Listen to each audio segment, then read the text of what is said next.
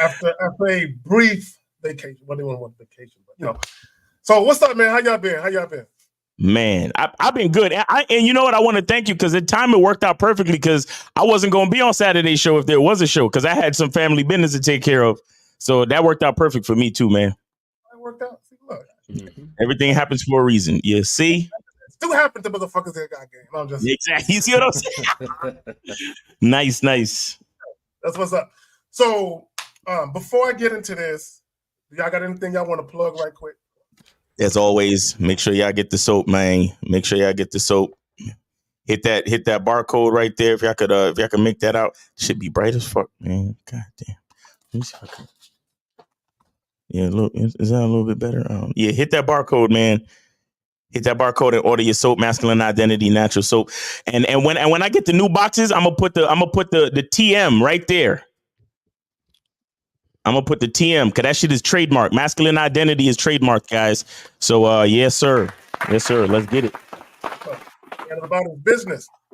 So real quick, for those of you who are watching, you might notice there's some PayPal links and some Cash App links right above where me and Coach Justin's head is at, right? So that's what I wanted to talk to you about, Zach. Well, real quick, and if you feel so inclined, by all means, donate, you know, whatever you wish. What's up, Jay Roman?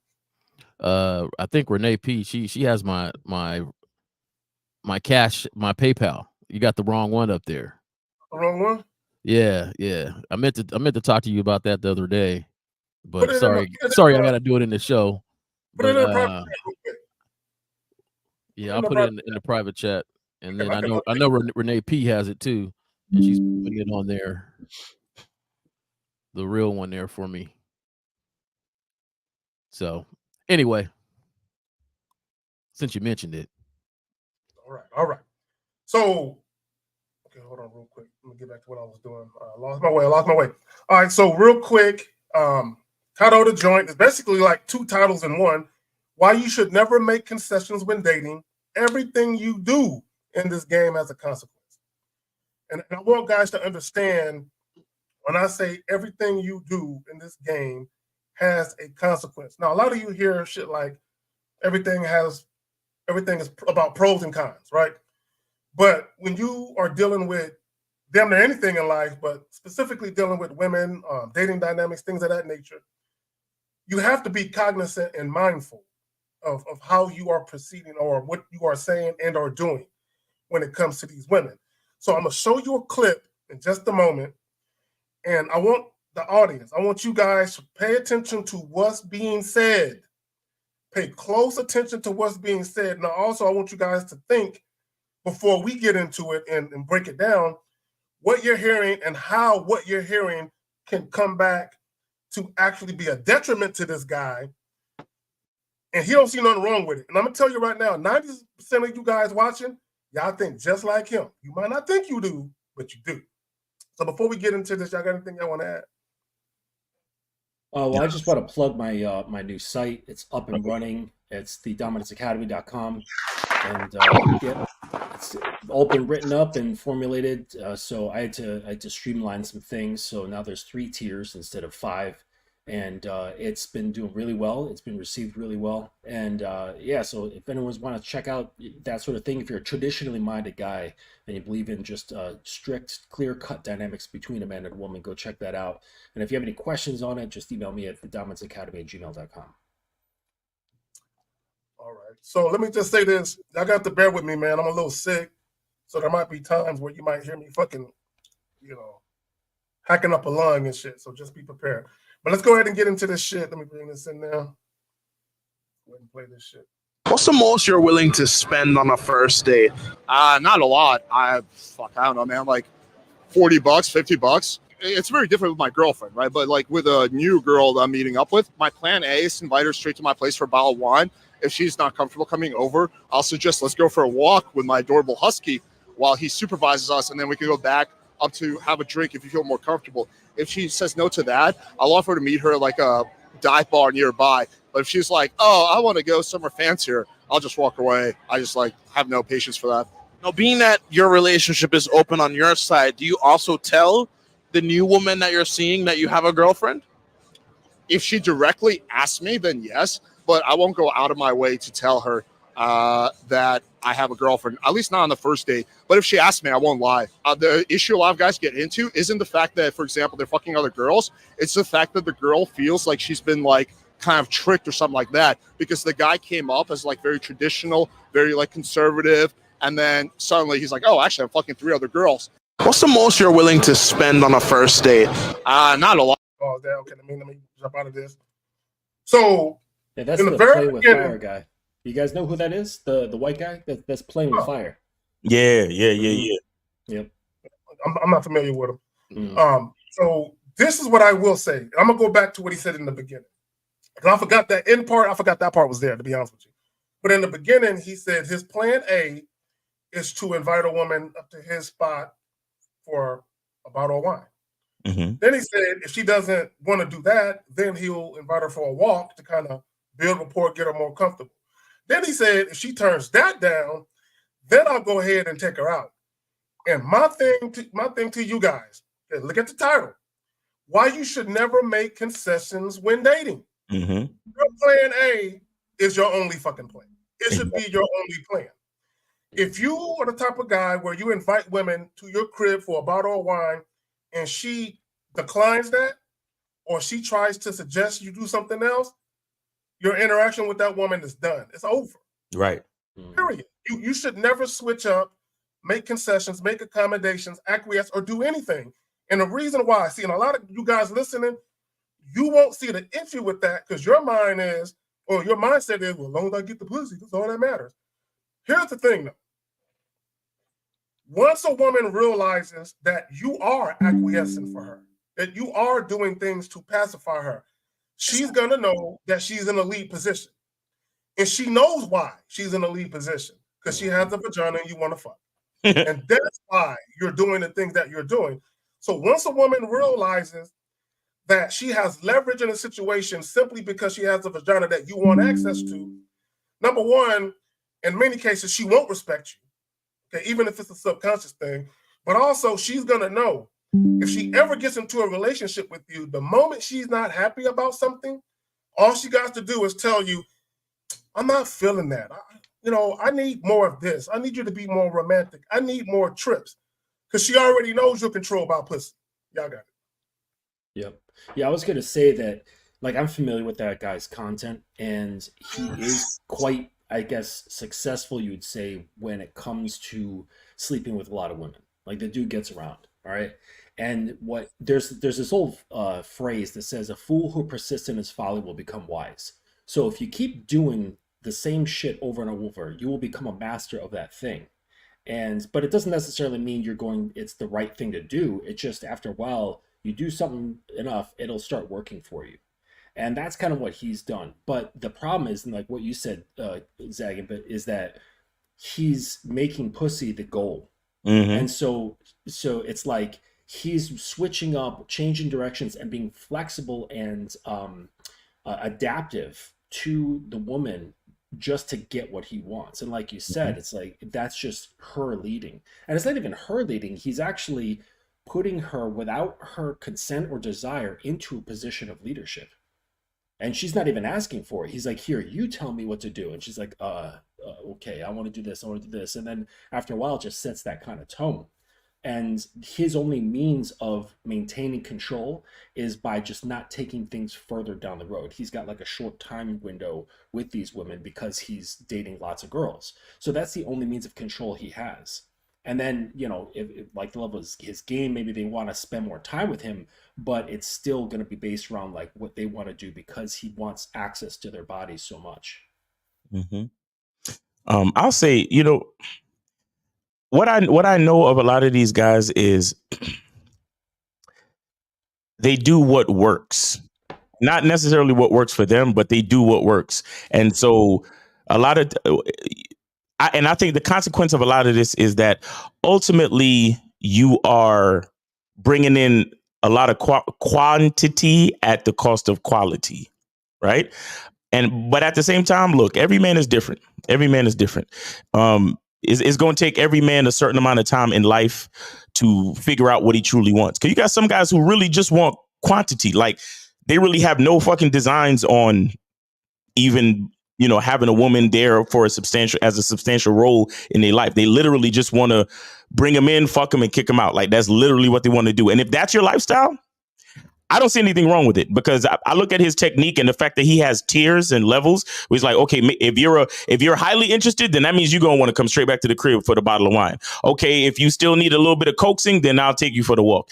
But still, there still has to, for me personally, there still has to be a limiting standard where it's like, I'm not feeding you though. I'm just not. Like, we could do the first tier and the second tier, but I gotta stop it somewhere, bitch. Cause it's like, I'm not breaking myself or breaking my standard in my code to, to get you to fuck me and all that other shit. But again, for some guys, they're not thinking about it like that. They're not thinking about the self-perception. They're not thinking about standard. They're not thinking about anything. They're just thinking, what can I do within these three options to get this bitch to fuck me? That's all they're thinking.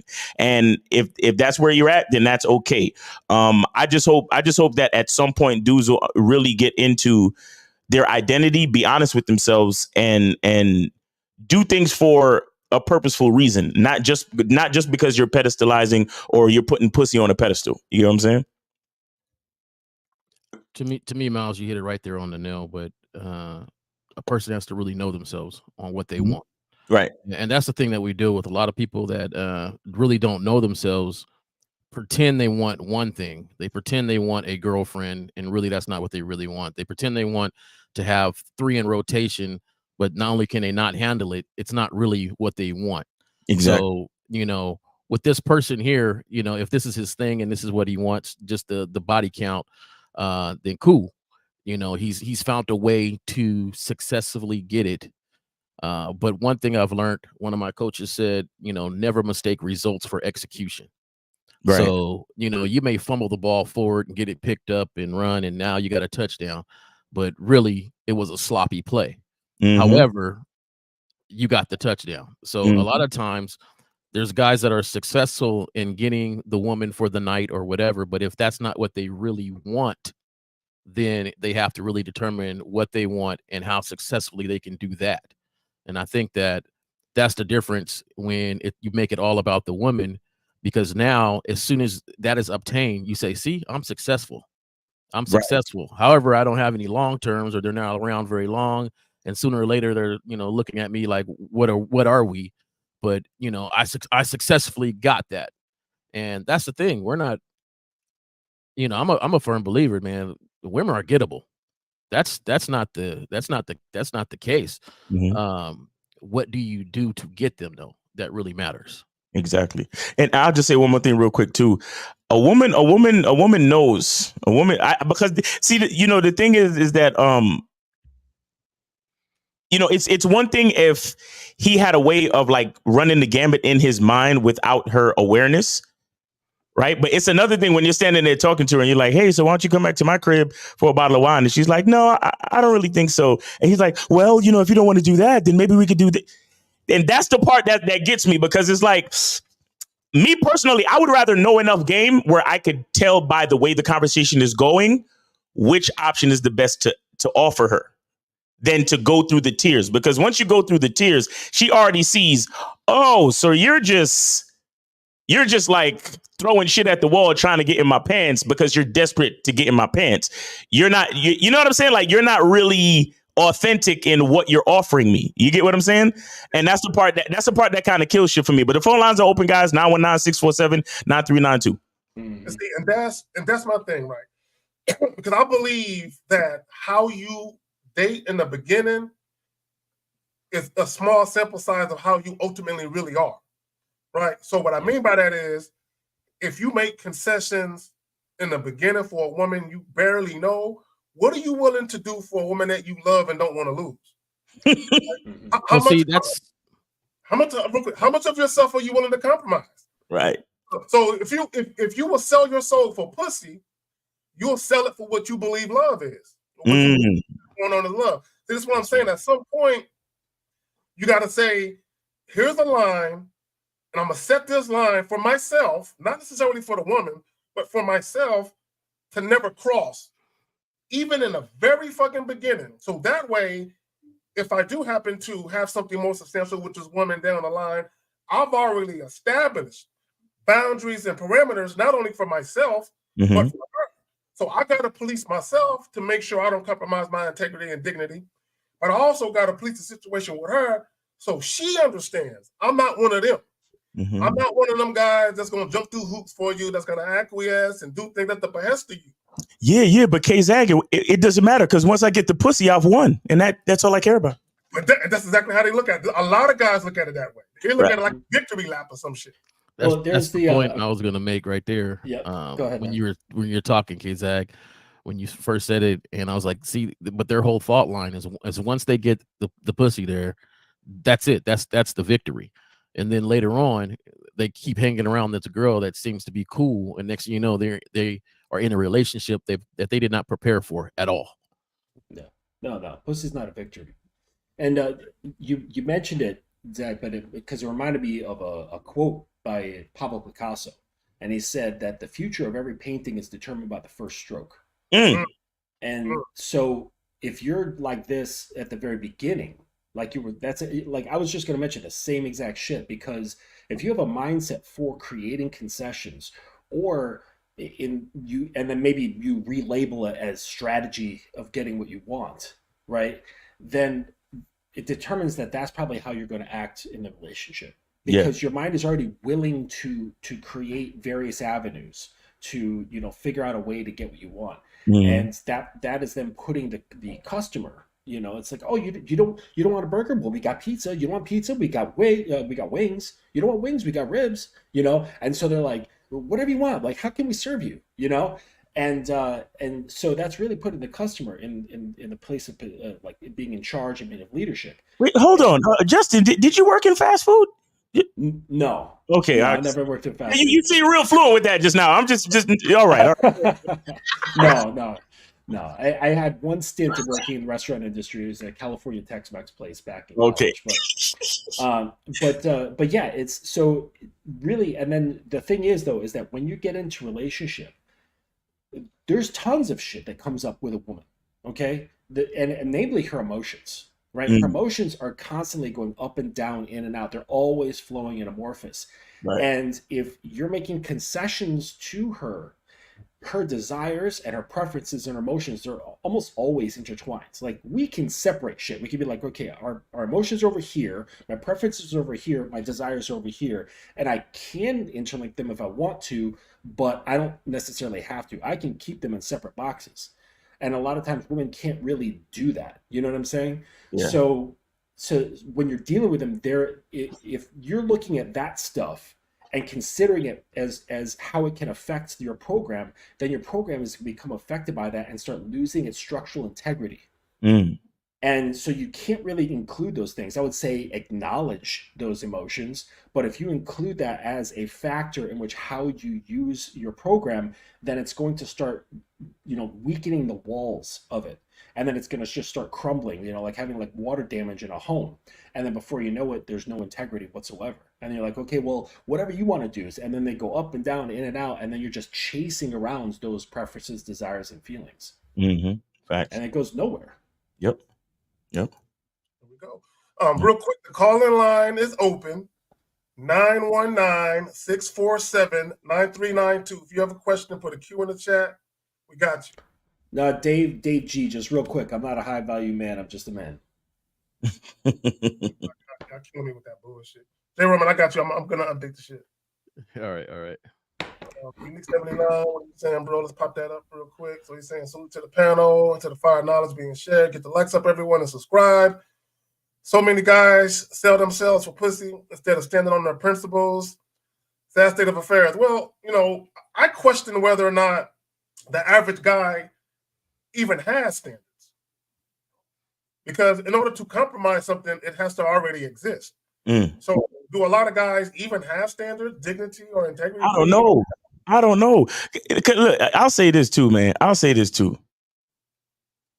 like the pussy that the first offer I give is accepted. That's the pussy I like. The pussy where I gotta be like, well, if you don't want to do that, we could do this. that's not as good to me. You understand what I'm saying? And and at the same time, it's like the only concession that I'm gonna make is, hey, listen, if you change your mind, you have my info. Do you understand? That's the only concession I'll make. And even with that, if she calls me back later, I'ma still be on some shit like, but you wasn't with it the first time though. Like, you know what I'm saying? Like, I'm still gonna be like, oh, like I still have to make, if she does hit me back, I still gotta make a decision. Like, do I have time for this? Was she my type? Do I think it's ultimately worth it? Because look, there's a difference between non-interest or low interest and I'm just not sure tonight, or you get what I'm saying? So I would have to still think back to the interaction. Like, was it low interest and now she just coming back because she probably couldn't find a better option? Or was it she just wasn't sure that night, or maybe she was on the rag or whatever the fuck it was? You understand what I'm saying? So you still, as a man like me, I'm still going to check the interaction and sniff out the quality, bro. Because I just, at this point, the way I run my life and the quality that I bring and the quality that the quality lifestyle that I've created, the dick can't go to everybody, bro. It just can't. I'm so serious. Well, once you actually have standards, the dating pool is going to shrink.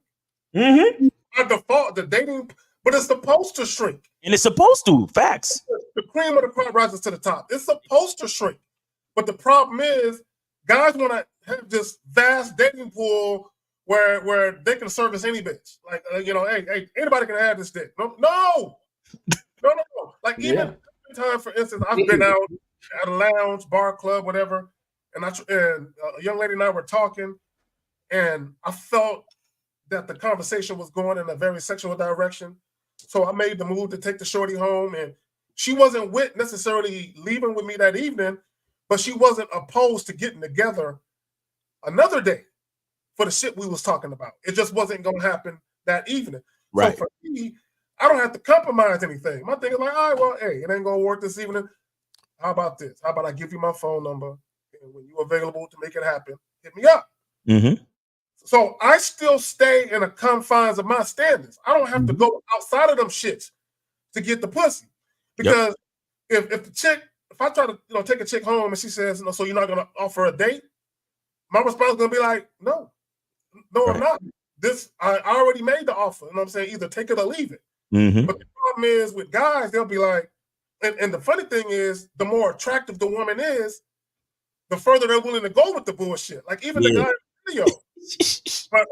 But if she is more attractive, or don't let her to be one of these celebrity bitches that you want to fuck. You know what I'm saying?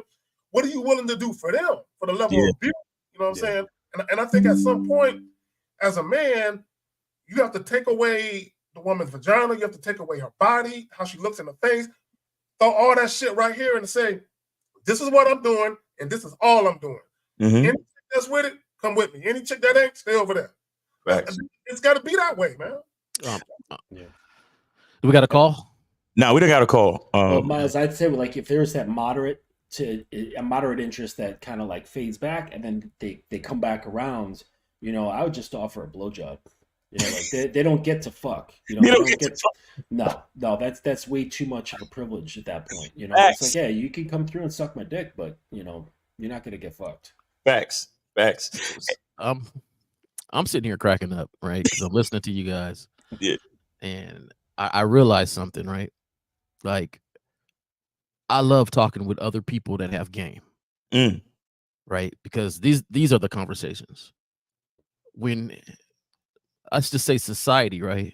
Those are just obstacles. That's how they view them, right? So for us, it's like, I can tell that you're not really interested. I can tell that, I'm not going to be jumping through all these loops and hoops just to get your attention, just to get you to some sort of success for me, right? Just to get you to come into the house now. Because some dudes go a lot just to get her to come to the house. I promise I won't touch you. I just really want to watch a movie. I just really, right? But for them, they're all just obstacles, right? Yeah. Then there's some people that say, hey, I'm good at getting past obstacles. When she says this, you do this. When she says that, you do that. And they're like, yeah. Okay, obstacles. And I got it. It worked for me. And to me, that's a philosophy that's hard for a lot of guys to change, right? Especially for ones that are really successful at getting over obstacles by just giving a little of themselves, right? Now, the guy said something about $40. Like, he doesn't pay any more than $40. Shout out to Tom Likas. Right. And I remember when I got to the point where I didn't go on a lot of dates because the dates are expensive, right? They were expensive for me. I was like, you know what? Financially, I can't go on a lot of dates. So if you want to come walk with me in the park, let's do that. Right. And I got there financially.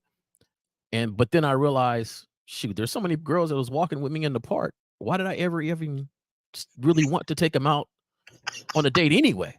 Like, why did I even start there taking them out on a date? And it's just society, right? Society says, hey, you take a lady out on a date. You take a lady out on a date. Well, I got too many of them walking to my car. I say I'm hungry. They're bringing me food at my job. Like, you know, this whole dating thing just changed. And I think the philosophy that these guys have embedded in their head is so deep, it is hard for them to really understand that if you cut it off at the pass, it's better for you in the long run. Mm-hmm. Real Funny, shit. I was just talking to my girl about this last night, and we're just sort of like reminiscing about when we first got together. And I had met her on Facebook dating, and invited her out for some cocktails at this, this nice like Italian place in Williamsburg, Brooklyn. I didn't know where she lived. And the woman traveled 2 hours because she lives in like the way south Brooklyn, sort of near Coney Island. So it's a good 2 hour train ride at night because the trains are slower at night. 2 hours from like the Coney Island area all the way the opposite end of Brooklyn to Williamsburg. Yeah, crazy. And I didn't know this. She had traveled 2 hours. I fed her 2 glasses of wine, didn't offer any food, and then walked her to the train, hopped on my motorcycle, and rode home. And she went home, and she was like, damn, this guy didn't even feed me. Like, I'm sitting there on the train, stomach growling, okay? And she still went forward and was like, that annoyed me because she, we talk about this a lot, like how women only know from their previous experiences that's how they know, right? So she, of course, has had plenty of experiences with guys and, being like 43 years old. So she's been around, and a lot of the guys are like, let me do this, like, let me lavish you with an experience to try to coerce you into being with me. Right. And I didn't do any of this stuff. And so it was like very contrary to what she had been conditioned by. Yet she was like, I got to know this guy some more. And still followed through with it. And it's like, and then the second time we got together, it was at her place. And I sat her down and I said, listen, I'm not here for sex, but you're getting fucked. And she didn't understand that either, and then of course time went on and she understood what that meant. It was to set an action in place, but it's not like, oh, I gotta have sex with you. It was to establish it was establish my dominance, really. And that's all it was. I wasn't there for pleasure, you know what I mean? And so it's like, if you guys want to get out of that sort of thinking, get out of like this breakdown of the video that we're talking about, you have to separate yourself from pleasure, from seeking pleasure. It doesn't mean you can't enjoy things, but it's having pleasure as a guide for your decisions and your thinking and your perspectives, because it will fuck everything if you're being driven by sexual pleasure. Because then wherever that comes from, because we can't give it to ourselves, we can't like manifest a pussy, you know what I mean? It's attached to a woman, so we have to go find it and seek it out. And once that happens, it's over for you. You have no more control anymore. Thanks. I'm glad you said that, and I want to piggyback on what you said just now. Just when you said that you told her she was getting fucked, not necessarily so you can get a nut, so you can just establish your dominance. You know what I'm saying? So, and how I am. And with any woman that knows me intimately, I'm the same way. I'm the dominant one in a relationship, period. And I'm going to establish that early and often. And if you got a problem with that, then you're not for me. We're not compatible. So even with the way that I do things, where this is how we going to do it, I'm not going to offer anything else. I'm not going to acquiesce. It's like that Frank Sinatra song, I did it my way. That's why I say strictly deal with women on your terms. Exactly how shit unfolded. And it was by design, my design. right? I'm the architect of this shit. I want it to be a certain way, and either you're going to relinquish the need to control shit as the woman, right? You're going to relinquish the need to want to control sex and want to control all this other shit, and you're just going to let me lead. Or you're going to put up a resistance, and I'll just leave you the fuck alone. You know what I'm saying? It's that simple, because I ain't got time for it. Because even in the beginning, if you let women control sex, then she's going to feel either consciously or subconsciously that she can always do that to get her way in a relationship. Oh, I'm not happy. I won't let him fuck me. And then when he comes and asks me, I'll tell him why he can't fuck me. And I'll tell him what I need him to do to get back into my draw. Hell no. You know what I'm saying? We're not even playing like that. Right. And I don't think guys understand. And it goes back. Everything you do in this game has a consequence. This is why in the very beginning, and again, Justin, what you said, dominance. I'm going to come out the gate and you're going to know I'm the dominant one in the relationship, period. We're not sharing dominance, okay? And you forgot damn sure I won't be the one that's dominant. And I think a lot of guys, they never look at it that way because they were conditioned to view themselves to be in a way where they're looking up to a woman and they're trying to win her affection. Like the guy in the video, he's trying to win the woman's affection. Well, I prefer, see, his plan A was what he wants to do, regardless of what society says or what the customary thing is to do when you're dating. He says, fuck that. I want to invite a chick up to my crib for wine. But if I have to default to society norms, I'll default to that just to get what I want. And my thing is, fuck society. Society, all these dating norms and dating standards and shit like that, in my opinion, they don't really help men.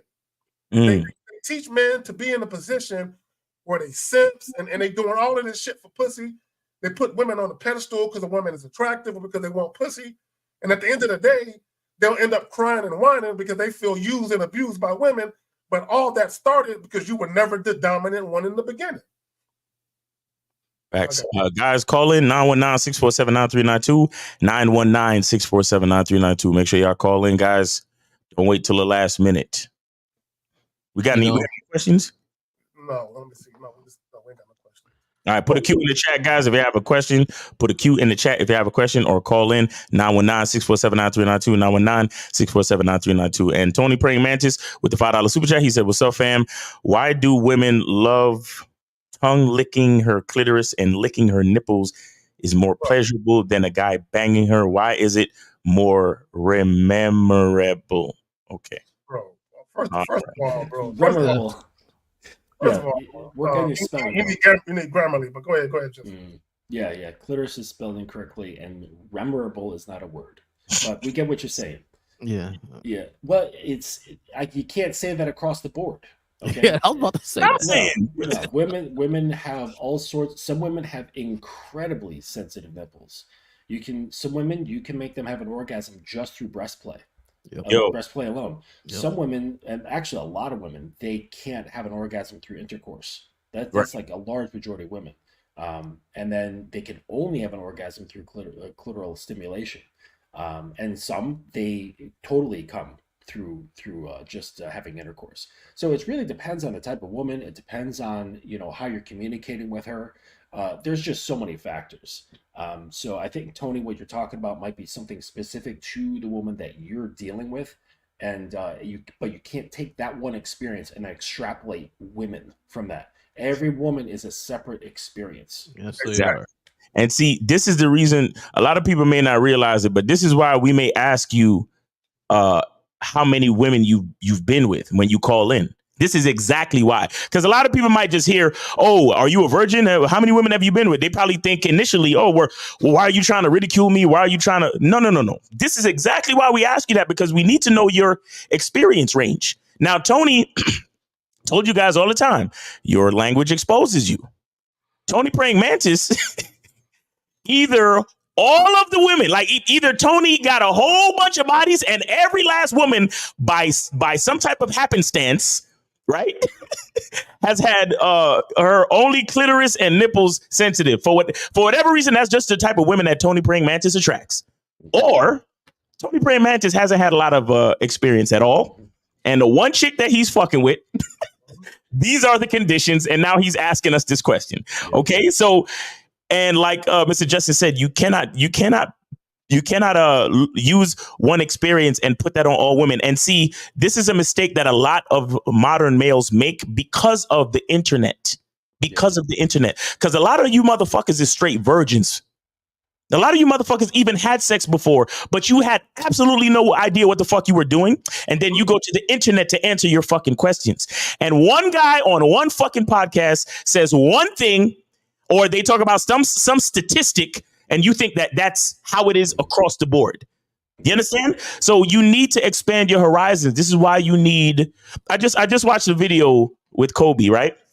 And the person was interviewing him, and they asked him, "Are you a player that plays to win, or are you a player that plays to not lose?" And he said, "I'm neither, because both." Because both situations display some type of weakness. I'm a player that plays to figure out how to become better. So what I got from that was, you want to play the game. You want to deal with women. You want to approach women, meet women, have sex with women, get in relationships, all that stuff to learn more about yourself. Mm-hmm. Tony Praying Mantis is showing that either he's had a whole lot of experience and he hasn't learned shit, or he has a little bit of experience and he doesn't really know much. Okay, and this is not to shout out to Tony Praying Mantis for the $5 super chat. He's supporting the show, and I'm not saying this to belittle him or to come at him, negatively. But we have to respect levels of experience. You understand? We have to respect levels of experience and understand that we play the game to learn about ourselves, because the game is about us. The game is not about women. Dealing with women is literally a mechanism to find out more about who you are as a man. See, I would even go as far as to say this. This is why being an attentive lover is paramount, in my opinion. If you just do, I'm just going to get up in there and just wreck it. I'm just going to go in and rearrange all types of furniture. And you just going in there just to fuck and try to fuck the chick as hard as you can. That tells me you don't know anything about not only pleasing yourself, you don't know anything about pleasing the women that you deal with. Right. You just think that fucking has this one fucking gear, and that's it. So even being an attentive lover, you're gonna see things that are different from woman to woman. The moans that they make, you're gonna be able to tell. Oh, she like that moan versus she's uncomfortable, but she ain't telling me moan. Right. So even that. So to everybody's point, bro, women are different. And to just, you said earlier, some women are so sensitive with their nipples that they can have an orgasm. I've witnessed that, right? Mm-hmm. Now, I had one friend, he was telling me how he was with this one woman and she did not like oral sex. Mm-hmm. She didn't like a pussy. I know some people like that. Yeah. So they don't like their nipples touched at all. Yeah, I know. And I had a woman I was dealing with where sucking her nipples did nothing for her. It was annoying, right? So yeah. So even though they would get hard, it was annoying. She would just be looking at me like, "Nigga, you're not a baby. I'm not breastfeeding you." No, so I'm like, well, some women are very conscious of their parts, right? You know, does it look pretty? Never know how they feel. How does it look? Does it look pretty? Yeah. Is it nice? And I know some women with inverted nipples, right? So that's a whole nother ball game on that. I joke, I joke with a lot of ladies when it's time for us that contractually we're going to do it 3 times. I say we do it 3 times. Once I get to know your body, once you get to know my body, and the third one, we're gonna have a nice experience. And it's just because you really don't know the person. I used to know this one customer, man. It was the hardest. I mean, she needed all 3 done. I'm talking about hair pulling, nipple licking, rubbing the clit, and banging her out all at the same time. Oh my God. It was work. It was work. It's like Inspector Gadget. It was work. I'll never forget. It was just so much work, and I had to really, work out, drink some Gatorade, and then go over there and be like, all right, let's do this. Like, because I knew for that to happen. But I want to warn guys that being a good lover, let's just saw it like that, but not to be a pleaser, because even in the bedroom, you have to show your dominance too. Exactly. And if you're always trying to please them without the same of them, hey, you got to know what I like. And you have to do that. And in fact, I need to fight you off from doing that just so I can do something to you that I want to do. Right. Yeah. You got to have that balance there, because I'm telling you right now, it's going to lead into other areas. Exactly. So, in all situations, in all interactions, you are leading. So, I like to tease. One of my things I like to do is blow and barely touch something, because in their mind you touched it already. You go to squeeze a nipple and stop right there. They're looking at you like, what? Just touch it. So there's a lot of things that you can do that still pleases them, but still show your dominance in that and stuff. So I'll say this too, that like what you was talking about, doing it 3 times and all that stuff. We're still, look, to go back to the video, right, where he's negotiating the 3 tiers of how to get her back to smash and this and that. We got to understand something. During sex, especially like the first encounter, we are still negotiating compatibility. Mm-hmm. We're still negotiating compatibility, because just because you bless me with the opportunity to access your vagina, it don't mean I gotta like it. It don't mean I like the feel of it. It don't mean it's tight enough or loose enough for me or wet enough or smells right or whatever. I don't like your motion. I don't like the way you give head. I don't like the way you imagine if you fucking a bitch and she moan like this. Mm-hmm. You got some. I watched the porn. I watched porn the other day. The bitch was saying num num num num num num, and she wasn't like a retarded bitch. She spoke regular and she moaned. But when the dude hit a certain rhythm, she was like num num num num, like her mouth would just open and it just sounded weird. And I'm just like, the hell up. What? Exactly. And you got some bitches that talk too fucking much. I can't stand the starfish or the hyenas. Yo, so what I'm saying is a lot of dudes swear to God they win by getting to the point. No, I am that deep into my standards of quality that pertain to me that I'm still negotiating compatibility. Because even though we're fucking right now, don't mean I want to see you again. That made me think of this funny. Oh man, you just brought me back with the like funny noises. Yeah. I fucked this Korean chick a number of years ago, and I swear she sounded like a dolphin. Exactly. I was like, "What is going on right now? I cannot do it." And literally, I had to drop it because I'm like, I'm not going to continue listening to this. You're not going to continue because how a woman reacts and her vocal expressions of her bodily reactions, you can't change that. Mm-hmm. No amount of conditioning or operant conditioning or training can ever change that. So if what you're hearing, that's what you're going to hear forever if you keep this woman around. No, and I'm like, no, I am not getting with that. Or if she moves like fucking Chewbacca from Star Wars. or the hyena. No. I'll just like, yo, I can't do that. I can't do that. I just want to point out, enough socks. Now, if y'all dealing with chicks that put a pillow over their face so you won't hear them, that's probably why, guys. Because they're insecure about the noises that they make. And I've had women that were outwardly insecure about their fucking noises and shit. And then she's like, Jay, why you always put a gag in my mouth every time we have sex? Right. I don't think I just like gags. Look, look, when it comes to quality and compatibility, man, you want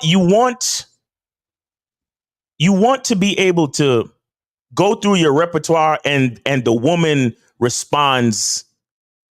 She just responds lovely to it. You understand? That's real compatibility. Like, I don't know if any of you guys had this, but a couple of times I've had a bitch that just got too many fucking instructions, bro. Like, why don't you shut the fuck up and let me do my thing? You get what I'm saying? And those women, I never saw them again. You understand? Certain situations, the woman got too many specificities, and I don't know if she's even focused on the pleasure. She just loves to tell a motherfucker what to do type shit. And I'm not down with none of that. I'm not down with any of that stuff. So the thing is, again, you have to understand compatibility and the quality of the person that you're with. And how your repertoire and the way you do the things you do as a man who and you should be dominant, you should be a leader in the situation, and you want to know that she responds well to your repertoire. It shouldn't be too much lacking. You understand? Like to the point where maybe like if y'all have a discussion, there might be one or two things that she might want you to do or try or something. But if she's constantly giving you fucking instructions, then that's probably you're probably not compatible. But we got a call here. For me too, the starfish. Yeah, Just sit there exactly. and silent. Just we got 832. You are live on the Manhood is a Skillset show. We got K Zaggin, J Roman, Mr. Justin, and Miles. What's going on with you? Name, age, city. What's up? Yo, this Bruce 41 out of Houston. Right. First and foremost, Miles, K Zaggin, Mr. Justin, J Roman, peace, and much respect. Yes, sir. Peace and respect, bro. So peep this. Miles, you had said something earlier I found was kind of profound to me. You were saying about how, as opposed to going through the different tiers of offering a woman different options, it's better to have enough game to know which offer to make first. And that'd be the only offer. You could just rock with that. Because I've noticed when a woman has gone with my first offer, those have always been the most enjoyable situations for me too. Right. And then, but peep this, I'm going to play devil's advocate for a second. But then after I do that, I'm going to tell you where I went wrong and why I was wrong. Okay. So on the one hand, I can understand a woman being hesitant to come to a man's place that she doesn't even know, right? Because there's been some smooth, charismatic dudes that get women to their crib, and the dude turned out to be a kidnapper or some serial this or some serial that, or, you know, some of the other stupid shit, right? But it's happened. So I can understand a woman having that in her mind and thinking that way. So what I've done in the situations where my first offer was to invite a woman to my crib, but she turned that down, I would just hit her with something simple like, okay, well, me inviting you to my crib, that's me treating you. So since you don't want me to treat you, well, look, I hit her with, you know, you can meet me at this restaurant or this bar and you can treat me, right? And when she agreed to that, we rock. And you know, shit's usually been pretty smooth. But still, where I see I went wrong with that is because if a woman, this is my opinion, if a woman is hesitant to come to my place because she looks at me and says she might possibly be in some danger, to me, that tells me that her judgment of character is off because I'm none of those weirdo type of things. Right. So if her judgment of character is that far off, that's probably a chick I don't need to be fucking with in the first place. So, and Miles, when you said what you said, the light bulb went off. I'm like, damn, I still think I was wrong for giving her another option, even though I kind of understand where she's coming from. But that, to me now, I'm like, okay, I should probably charge a chick if she thinks she's possibly in danger with me, because that ain't the type of chick I need to be fucking with. Right. Exactly. Yeah. So, yeah. I just wanted to hit y'all with that, man. Yeah. Wait. J Roman got something for that. J Roman got something for that. Go ahead. I don't exactly agree with that because you just made a statement, and they're both kind of conflicting. And I understand that you're saying that basically you understand both sides. So you have a woman that's cautious and says, no, I'm not going to come back to your place. And then you say, well, that was me treating you. You know, how about you treat me? And she goes along with that. I think that's fine because, you know, it's all about her displaying and showing interest, genuine interest to you. Now, if she's cautious, she might just be a cautious person. I don't know what happened in her past. You know, if she is showing me genuine interest and I don't have to actually go out and spend money and do all these other things that society says that this is what you do to get at her, and she's receptive, then she could just be cautious on going to somebody's place. You never know what happened until she gets to know you a little bit more. But that interest has to be there though, and it has to be displayed. It's not like something that you're going to force and be like, okay, and you call her and she's like, well, okay, well, meet me. Yeah, I guess I'll do this. No, it should be like, hey, I don't want to go there yet, but how about we go over here, or how about we do this, or how about, and then you can make your adjustments on that because you're still going to lead, but she's still receptive to that. Because to me in this world is crazy, right? And you just said charismatic, and there's been dudes that are real smooth, and then they go there and they have something that happens, right? And unfortunately, this is the time in the world that we live in. If a woman is being cautious about that, and that is the sole reason, then yeah, I don't mind that. But at the same time, the interest has to be shown, and it's not going to be shown in a way where I have to do all these hoops and loops for her. So here's how I look at it. Hey, Roman, you know what? That's a good ass point, because I don't know what happened in the woman's past. Mm-hmm. Right. But you're not a psychologist, though. Don't try to fix her. Yeah. Well, here's what I'll say to what you said, caller. I think there's pros and cons to what you said. When you said me inviting you to my spot is me treating you, if you're not comfortable with that, you can invite me out, or you can pay, and that'll be you treating me. And if she agrees to that, that's her following instructions, because you're still leading the interaction where you're instructing her to do something and she does it. So, there's a pro with that.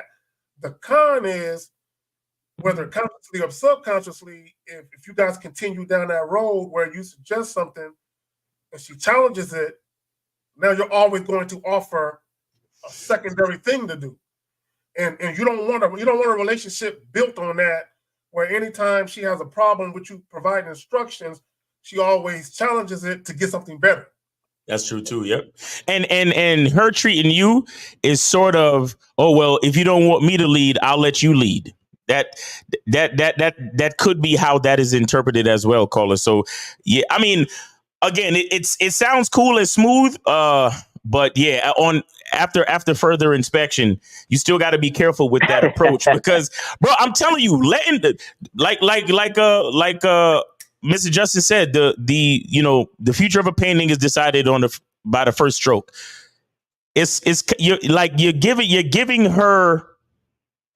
You're giving her options, bro. You understand? Giving a woman options at the very beginning leads to a sexless marriage. I know it don't even sound like those two things go together, right? But understand, as soon as you give a woman an option, she feels like she can control shit. So later on in the relationship, when you like, yo, I'm trying to fuck, and she's like, well, I'm kind of tired, or I have a headache tonight, she feels like she has the right to say that type of shit instead of giving her man what he needs. You get what I'm saying? That's what Miles. So that's why I say everything you do in this game has a consequence. Everything. So I'm in one of these predicaments, right, where I have a daughter, and I want my daughter to be with somebody. I know I'm different than some dudes, because I know this man-woman thing is going to continue without me, no matter what I say. I could be like, oh, I'm gonna shield you from the world, baby, and all this. That's not going to work, right? Just the world. She will be with somebody. She has to listen to somebody. She has to follow somebody's instructions. So the only thing I can teach my daughter is a little bit of the game, because if you teach them too much, they see through too much, right? I don't know about Zach, if you understand that, because I know you have a daughter too.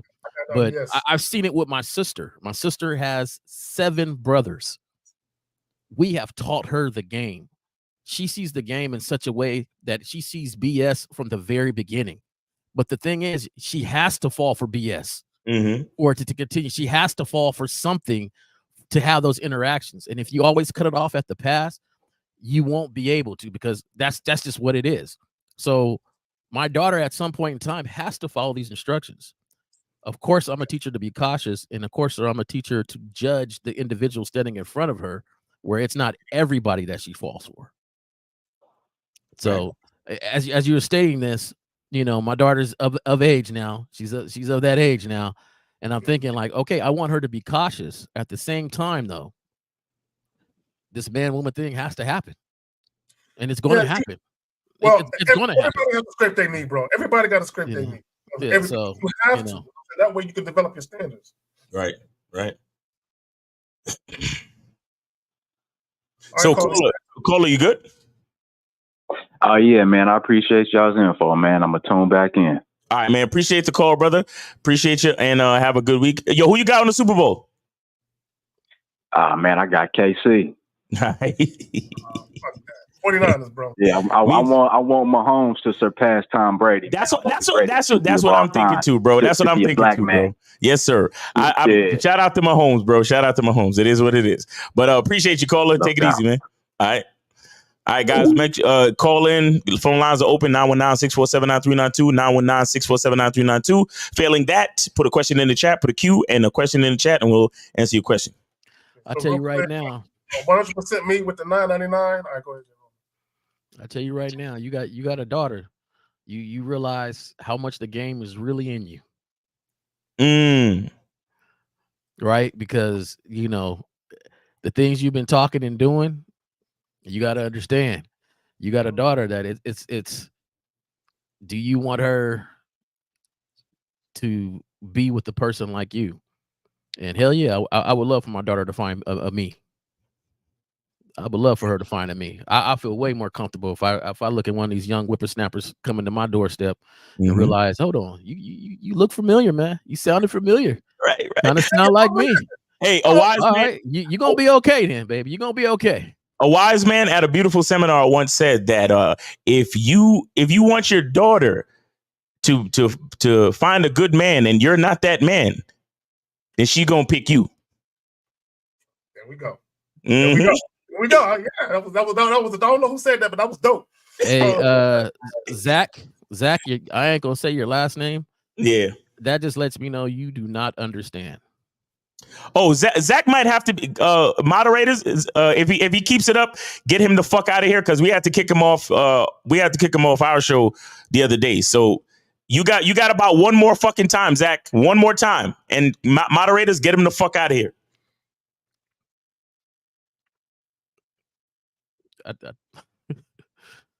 Yeah, he doesn't know what he's talking about. Yeah, like some people can see that. You know, like I've heard so many explanations of game, and you know they say that it's manipulation. They say it's the skill in talking to a woman, and it's a lot deeper than that.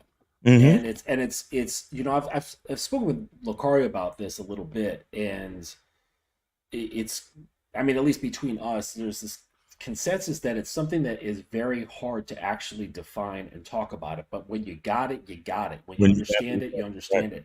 And we were joking because it's a lot like the Tao. Like there's that line when talking about the Tao, it's like those that know can't say, and those that say don't know. And so if all these people are like, oh, it's this, it's like, no, because the minute you put that kind of definition on it, it exposes that you don't really know what it is. Those that know realize that it's something that's a little bit beyond language. For those that get it, understand that what that statement means. Exactly. Real shit. The definition I have of game, you know, because I thought about that too, and it's come down to this for me. So to simplify it, is the communication of manhood. Not malehood, but malehood, because you could use that communication in any situation, right? At work, with your family, in your relationships, but it's communicating who you are and sticking to that in all situations, and communicating in such a way that it's not displaying of weakness. It displays your strength, your masculinity, and then that's where we go down the what is it really, right? So I just simplify it and say it's just the communication of your manhood. Well, let me just say this. First of all, the problem with a lot of people when they look at game, they look at it through the lens of just YouTube shit. The word game has been around since before any of us were born. Facts. It's been around for a long fucking time, right? So it's a lot of times it's mere semantics because you can take the word game and you can put knowledge, you can put strategy, you can put experience, you can put wisdom. There's a lot of words you can mix in with that. So, but let me get to this question though. So Romeo says, do you guys believe attraction is not a choice? Most women know within minutes if they will sleep with the man or he's just a friend. I find normally I get attraction from 1 out of 10 women, all numbers. What? First of all, okay, here's the problem with guys. Okay, and I'm not saying that this is you. And I've said this, a lot of guys have a very remedial understanding of attraction, very remedial, right? And what I mean by that is a lot of guys look at it on the surface level, whereas if you look a certain way, to women, then you're going to have better luck with women than this guy over here. And the reason why that's not necessarily always true. Now, if you look a certain way, you're probably going to get more attention, right? Attention doesn't always equate to anything happening. Exactly. Attraction for a woman finding you attractive is not the same thing as her being attracted to you. Okay, it's two different things. So for a woman, what ultimately makes a woman decide whether or not she wants to fuck you is how you behave. It's how you conduct yourself. Right? How you look, that may make her a little curious, but there's been plenty of guys that have the perfect height, perfect body build, they look right in the face, but as soon as women start having a conversation with them, women automatically lose any desire to want to fuck with them. Then they'll meet another guy who's average looking, average body build, but they have this profound desire to want to deal with that guy. Right? So guys, don't focus so much on whether or not a woman is attracted to you, right? Don't focus on that, right? What you need to be focused on is whether or not she's compliant enough where she deserves a second interaction beyond the first. But guys are so worried about being attracted. Am I cute to her? Does she like me? Is she comfortable around me? Fuck all that. Is she compliant enough? Is she doing what she needs to do within that first interaction to warrant a second? That's it. Exactly. Real shit. Yeah, I do think that attraction, much like submission, is a deep reaction. It's a response to the man that she's around. Now, what is done with that? That's the choice, because a woman can be very attracted to you, but there's some other processes in her mind, her judgments, her views, her preferences, anything that's going on with her morals, like her perceptions, her religious upbringing, whatever, that can then alter that attraction or alter that initial submission to the man. And it may go in line with that attraction, or it might deviate from that attraction. So just because she's attracted doesn't necessarily mean something's going to happen. Right. Not all the time. And I'll say this about attraction. In some cases, a woman's attraction or willingness to submit, in most cases, actually, in my opinion, I don't think a woman has a choice. I really don't. Because a woman, from my view, a woman responds to her emotions. Now, look, you can have all different types of women. Just look at this panel. And just because Jay Roman is wearing a blue shirt, he's going to get the pussy for that particular woman. Right. And then there's another woman who's like, oh, my God, I can't get over that Run DMC style. I got to give K-Zag the pussy, because that's like I think it's just a way. I think it's just when it comes to attraction, I think once a woman is attracted, I think it's like falling dominoes. Right now. This is why I never subscribe to that whole saying where guys say women are the gatekeepers to sex. No. And men are the gatekeepers. Men are the gatekeepers to everything. But it depends on the woman who is in the influence of the man. If like you said, due to her upbringing or what, sometimes you have a window of, there's a week in a woman's menstrual cycle where she's just fucking horny ridiculously. For a lot of women, not every woman, but there's a lot of women out there where there's a week or like 2 or 3 days in their fucking ovulation or menstrual cycle where they're almost ready to give it up to anybody. You understand? And if you're in the realm, if you happen to meet her during that window and you just say the right shit or you just say something, she'll fuck you. You get what I'm saying? So when I know things like that, and I know how emotional a woman is, and how once that emotional influence kicks in, she's a slave to it from start to finish. This is how I know. This is why I'm so willing to blame men for everything that happens in relationships. This is why I don't give women the all that credit. This is why I don't ask for women to be accountable for shit, because I know that you're a slave to your fucking emotions. So when you see this bald dude with shades, you know what I'm saying, with my beautiful shirt, and I'm talking my shit, and I got my beard and my accessories are blinging in your face, and you just love the way it sounds.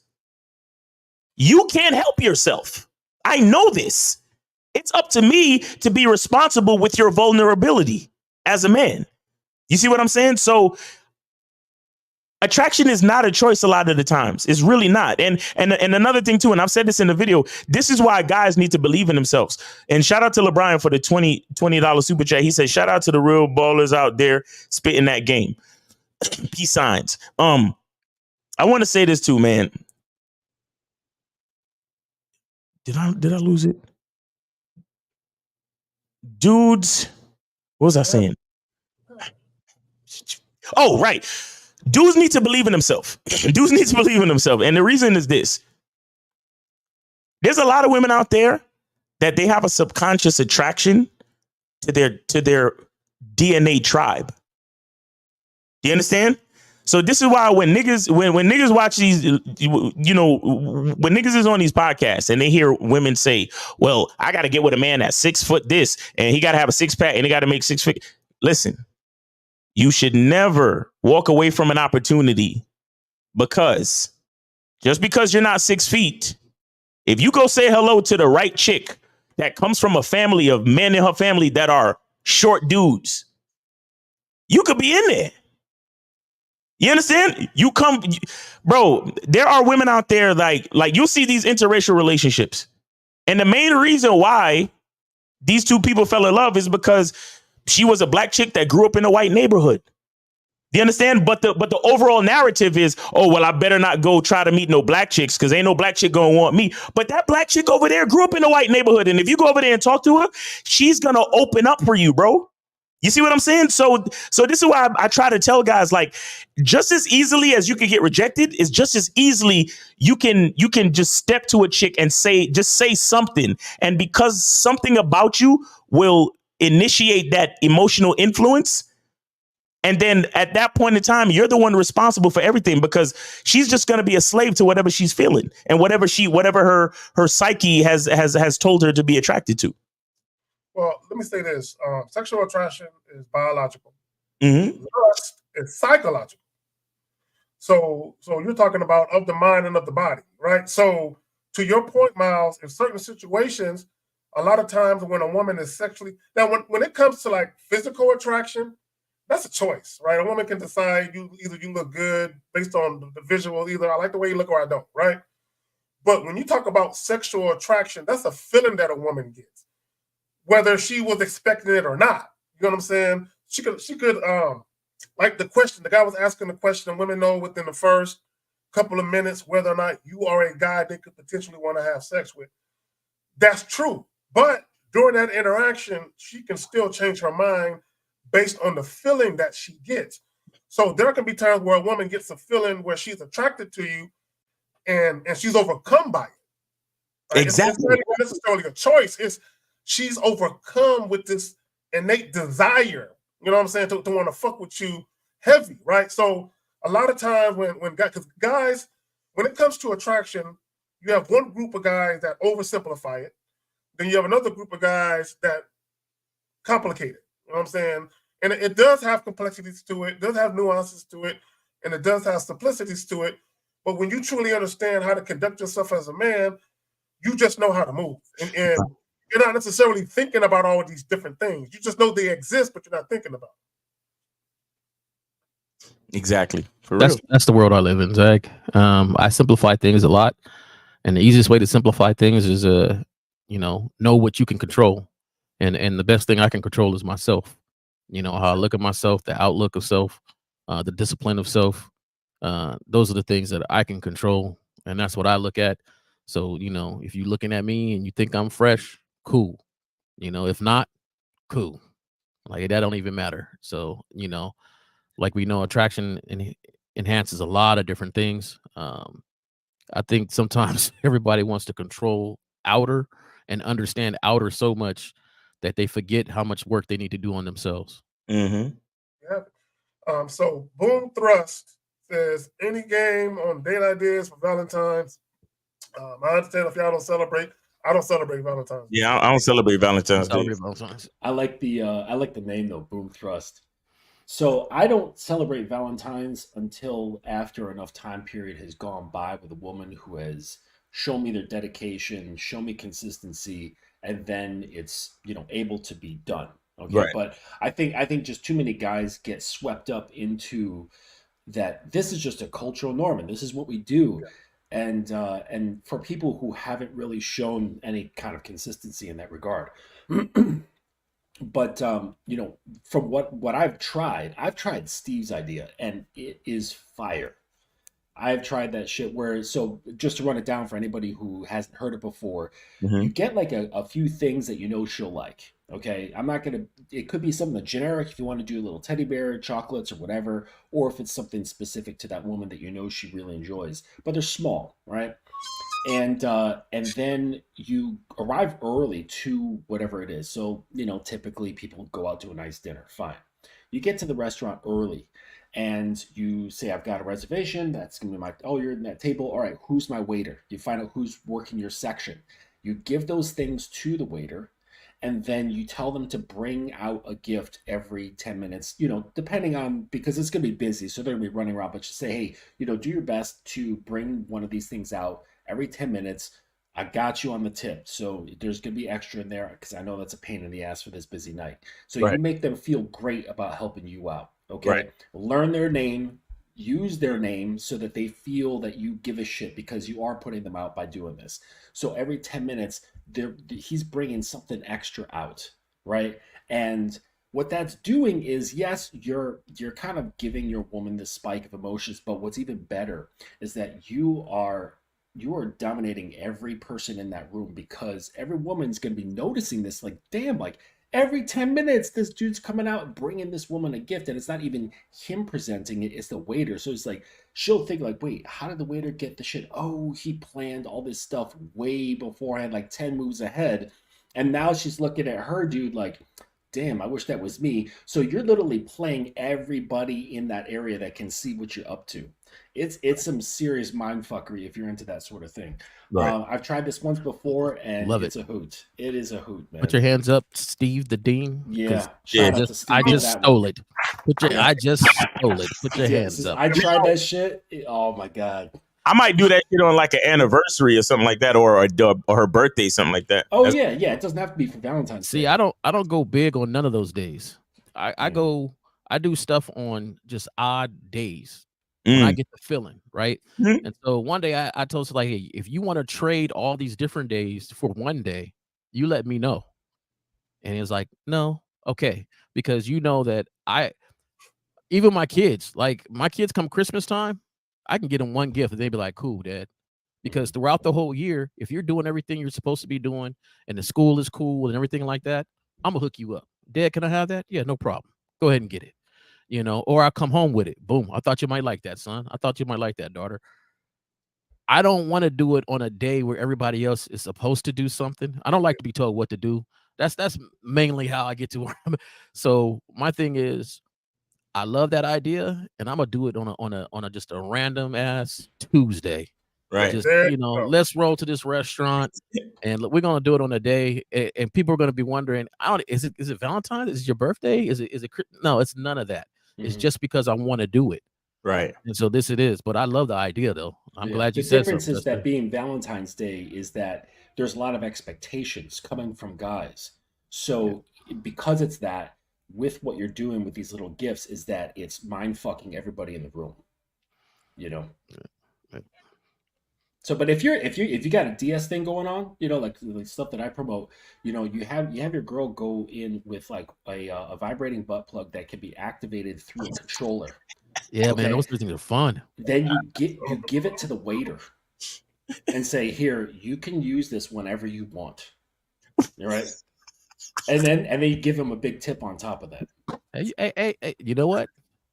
Never done that. I don't know if I'm there yet, Justin. I don't know. I'm not giving nobody else. Yeah, I don't know if I'm there yet. It doesn't have to be a plug. It can be a wearable vibrator when it's attaches to the panties. Whatever. Yeah, right.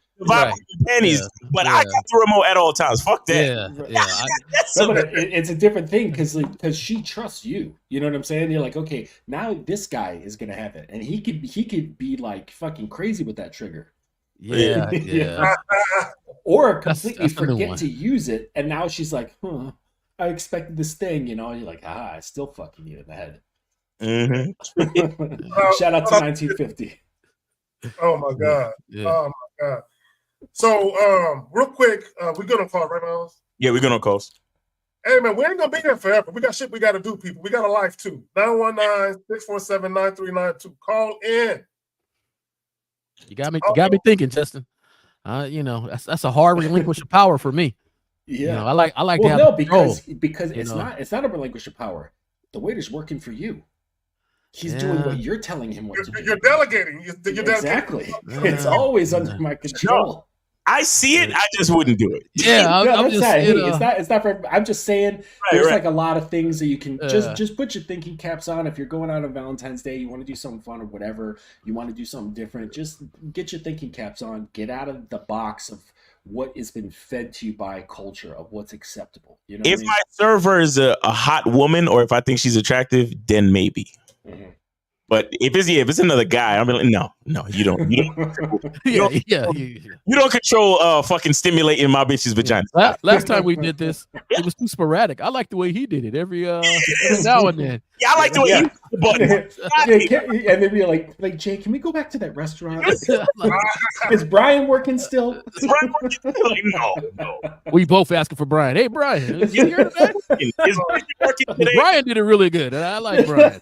Because Bridget has a vagina. I want Bridget to work the fucking button. Right, she'll know. Yeah. Lord have mercy. Man, y'all are wild. Hey, if y'all got a question, look, it's 1:49. At 2 something, we out of here. Right. So if you want to call in. The phone number is 919-647-9392. Again, gentlemen. Does that long dude ever call in? Or he just there to kind of like he just wanted to troll. It's like he trolls guys who watches a lot of shit and makes them think that they know something. Yeah. And then they want to come in here and listen to us skipping across the very thin surface of the game.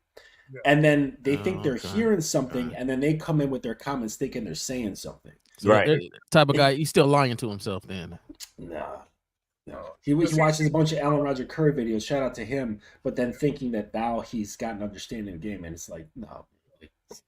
Exactly. A lot of these guys, they hear shit, but they don't actually live it. Right. And they think because they, like Justin said, they think because they garnered this knowledge that they can actually hold court with people that actually live it for real. And it's like, no. You can read a dozen books on fucking mountain climbing, but until you go out there and you're faced with the challenges and you're like, well, either I do this or I'm dead or whatever, you're not going to be able to have that real knowledge. You have to have boots on the ground over and over and over again, and with anything to have any kind of say. There you go. So what are we talking about, gentlemen? Why you should never make concessions when dating. Everything you do in this game has a consequence.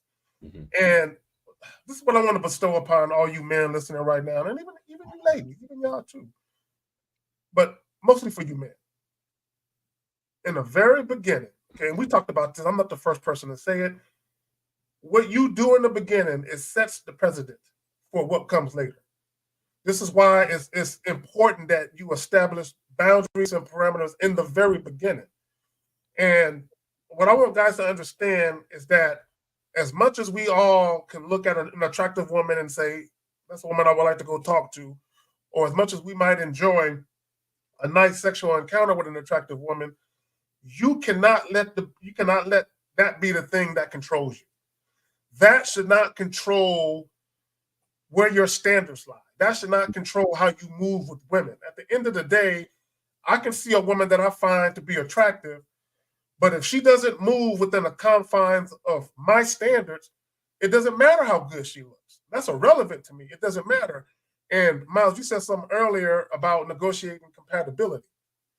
So a lot of guys don't even know what compatibility means. A lot of people really don't. You know what I'm saying? You really fucking don't, right? So for me, the basic definition of compatibility is existing in harmony without conflict. That's the basic definition of compatibility. So if you make a suggestion to a woman and she turns that down, and then you come in with a secondary suggestion, you guys are automatically not compatible. you're automatically not compatible because there's nothing harmonious about your interaction.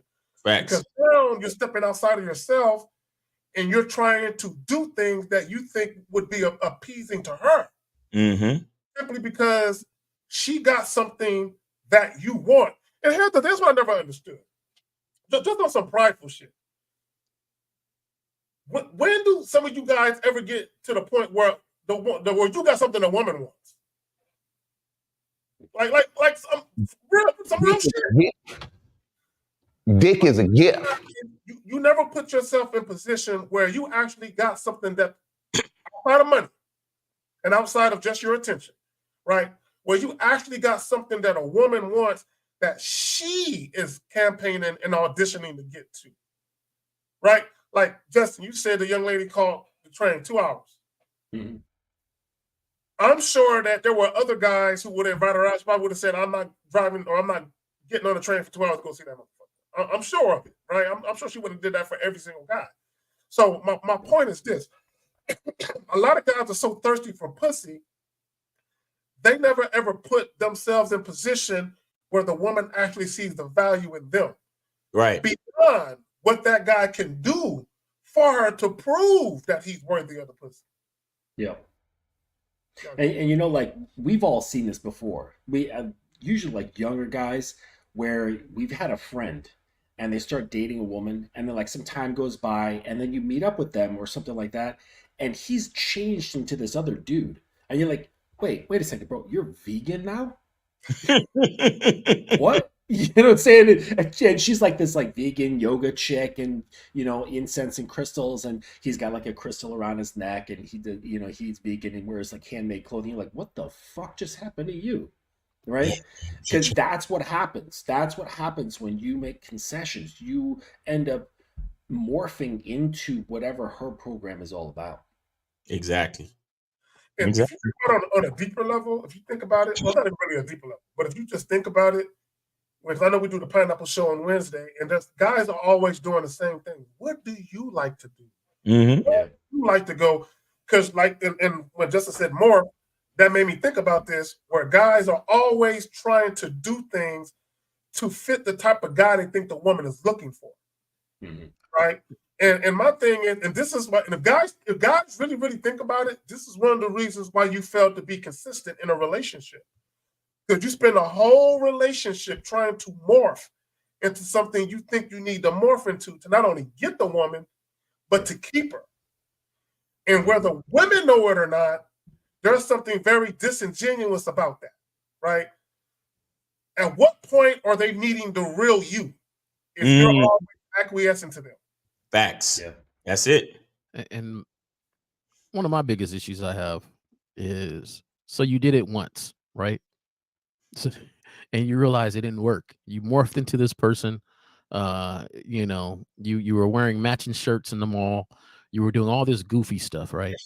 And you still lost her. Right. It didn't work. So at what point do you say, I might want to do something different? Right. And that's the thing that gets me about people. They do the same thing over and over again. And it just depends on how hot she was and what she looked like and how she made me feel. Instead of saying, you know what, there got to be a different way than this, because it don't turn out right. It don't turn out the way I want it to turn out. At what point do a person looks at themselves and say, I got to do something different? Because the consistent thing in this is me. And it didn't work in this relationship. It didn't work in this relationship. It didn't work in that relationship. And I'm not saying all relationships are going to work out, but at the same time, you won't feel bad in this one. You won't feel bad in that one. You won't feel bad in that one, because at the end of it, you're like, yeah, I'm cool with me. I know exactly who I am, what I'm looking for, what I want around me, what type of person that needs to be with me. And that's my standard that I'm gonna hold up to. Right. And I think that there's one thing that discipline, certain characteristics that you need in relationships. And to me, a lot of individuals just aren't mature. They're not mature enough to be disciplined, not mature enough to say, this is what I stand for, not mature enough to say, hey, I don't care if you walk away after I make this statement. You know, I'm fine with myself. And when I talk to a lot of the youth and a lot of individuals, that's one of the main things I talk about is, right now in society, I don't think there's a lot of people that are mature and should be in relationships. Right. the way they behave and where they want it all about themselves, or the way they want, things to go, and this unrealistic ideal of relationships, and it really shows people in their maturity level where it's like, yo, if you cannot control self, how can you be with anybody else to show them yourself? So Yeah. No, I agree. Most people should not be in relationships, both men and women. There are a lot of people who don't have the mental capacity and they're too emotionally weak to be in relationships. A lot of people. Right now, some of y'all motherfuckers who are married right now and girlfriend, boyfriend relationship, y'all too. So some of y'all don't need to be in relationships because y'all got issues. But go ahead. Y'all got Yeah. Well, after 4 months, I presented my woman with a basically like a terms and standards, and it wasn't or like terms and conditions. That's what it is. So I presented a document. I mean, a short document, just a small list of terms and conditions, and because certain things were coming up, and I had to nip it in the bud and say, look, listen, it's going to be these are the things, and I listed them as just maybe like 5 things. And as just like a basic, agreement, is saying like, look, this is what it is. This is what I expect. This is what I don't want to see. This is what I don't want to hear. And this is how it is. You have complete, full autonomy, complete free will to come in and do that, or to not do it. And I'm not going to twist your arm. I'm not going to beg for you to be here. I'm not going to pander or anything like that, because you're a grown person with a fully functioning mind. You can choose, okay? But if you choose and you follow, there will be good rewards. All right, you'll be treated well. But there's no position to be in here complaining about what it is. There's no trying to change what it is. This is what it is, and you say okay or not okay. And it's like, if she's there, she's following. If she's not following, she's not there. It's that simple. We got a question there, Mr. Jan. So he says, even with the woman with whom you are compatible in many ways, there will be differences in what we want or what our ideas are. What our ideas are, because after all, we are different people. Bro, you're not going to be compatible in the sense that you agree on everything. No, of course there's differences. Look, gentlemen, when we talk about compatibility, okay, as the man, you have a certain way you conduct your life, a certain way that you live, right? You might hear us say things about vetting and having a program and a certain structured way of living. When you deal with women, you should only be dealing with women that go with the flow of that and not against the grain of that. Facts. That's it. See, she can have, like, you can like horror movies and she likes fucking rom-coms and shit, right? You like fucking hip-hop music, she likes fucking blues and whatever. It's okay. You don't gotta have, you can have certain things in common, and maybe there's other things where you don't have in common. You don't have to have a bunch of things in common to be compatible. At the end of the day, is this woman willing to follow your lead and to relinquish any desire to want to be in control of shit? That's it. Yeah. If that's the case, you can work with her. I got it. I think it's more the difference in lifestyle. I think that's more important, right? So let's say the woman you meet is a homebody. She doesn't like to go out. She likes to hang out at home. Let's say she's into like hobbies and crafts and things like that. She just likes to chill at her home, very relaxed. You are a club promoter. Yeah. You're standing out there. You're at the clubs fucking hammering all night long. You're fucking doing coke off of women's tits. You love fucking house music, club music that you're like in it.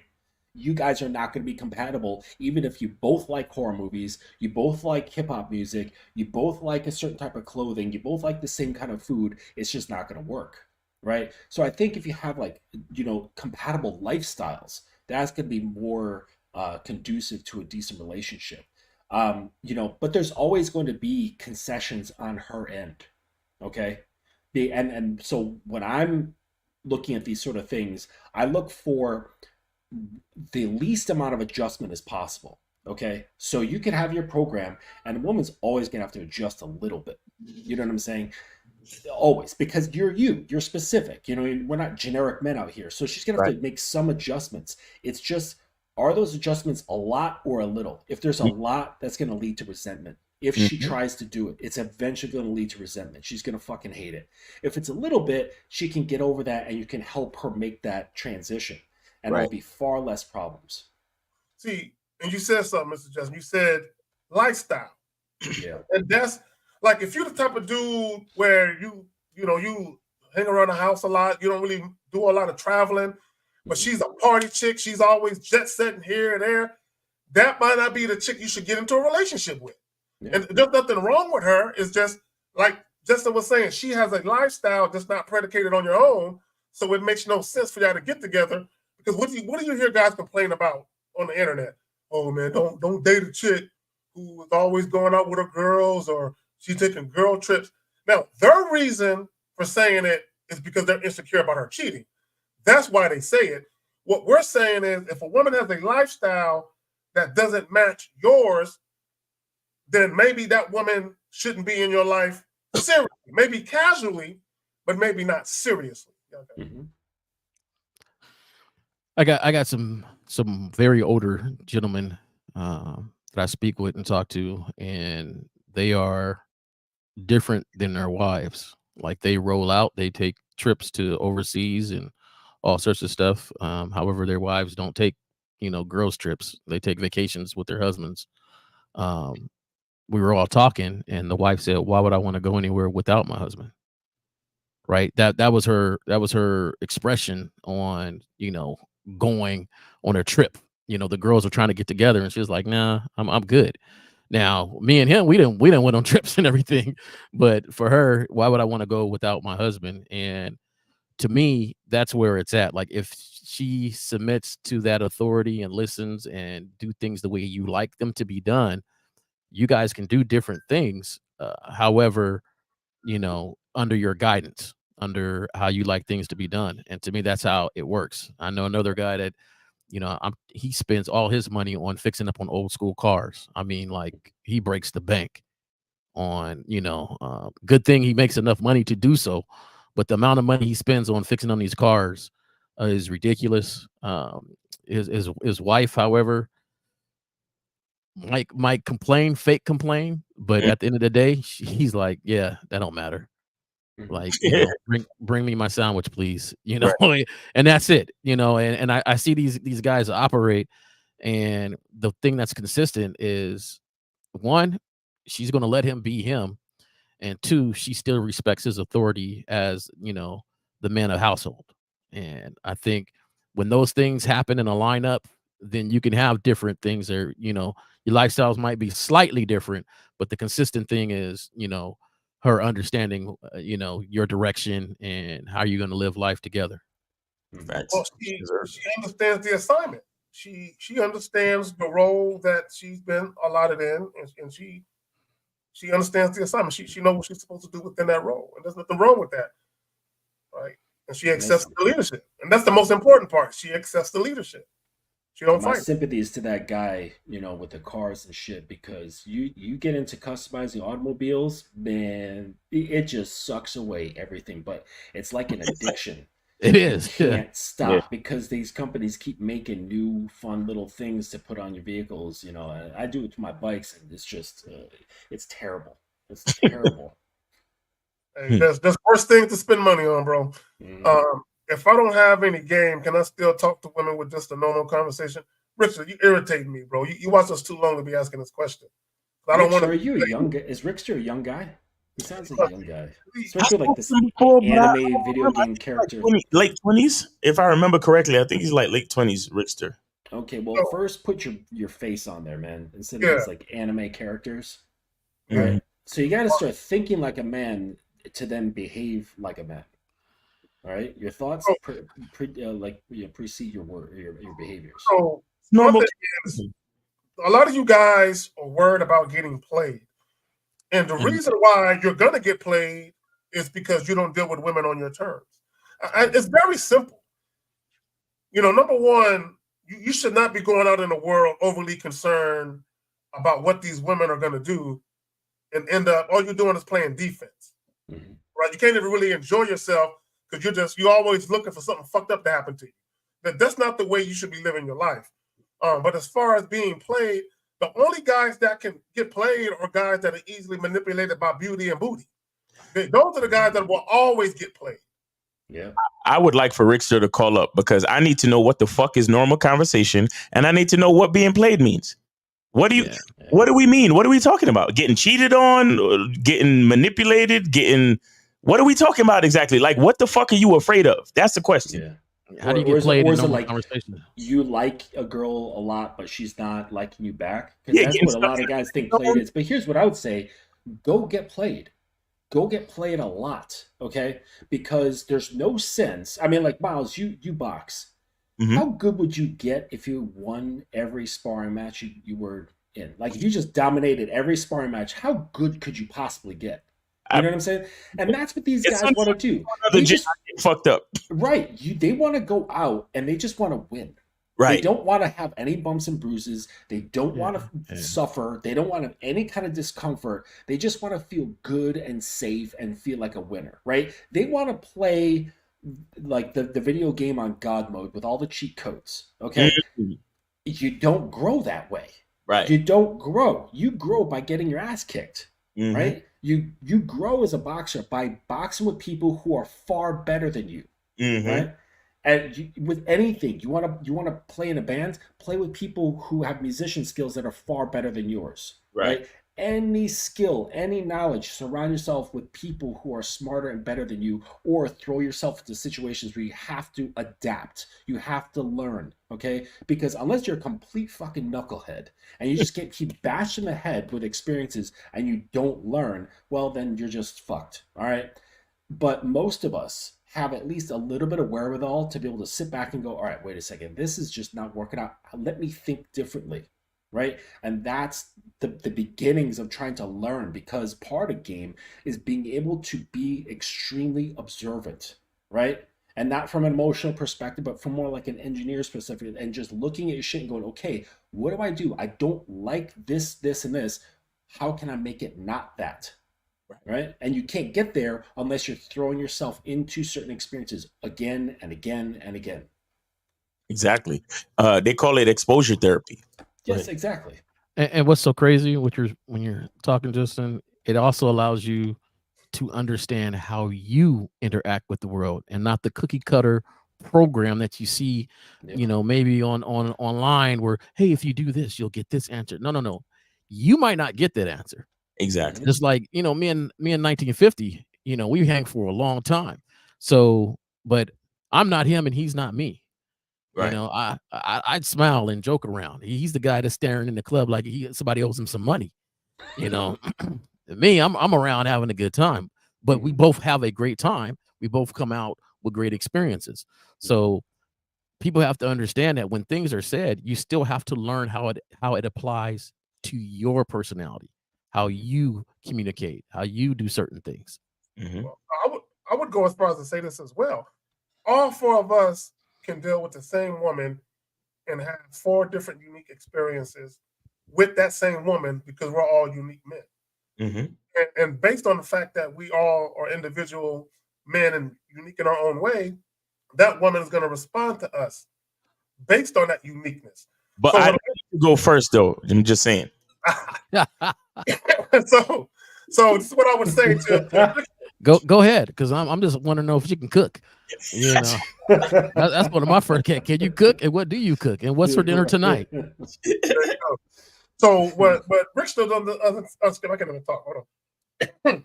What Rickster does not understand, and what other men do not understand, is how women treat you is typically based on how they perceive you to be.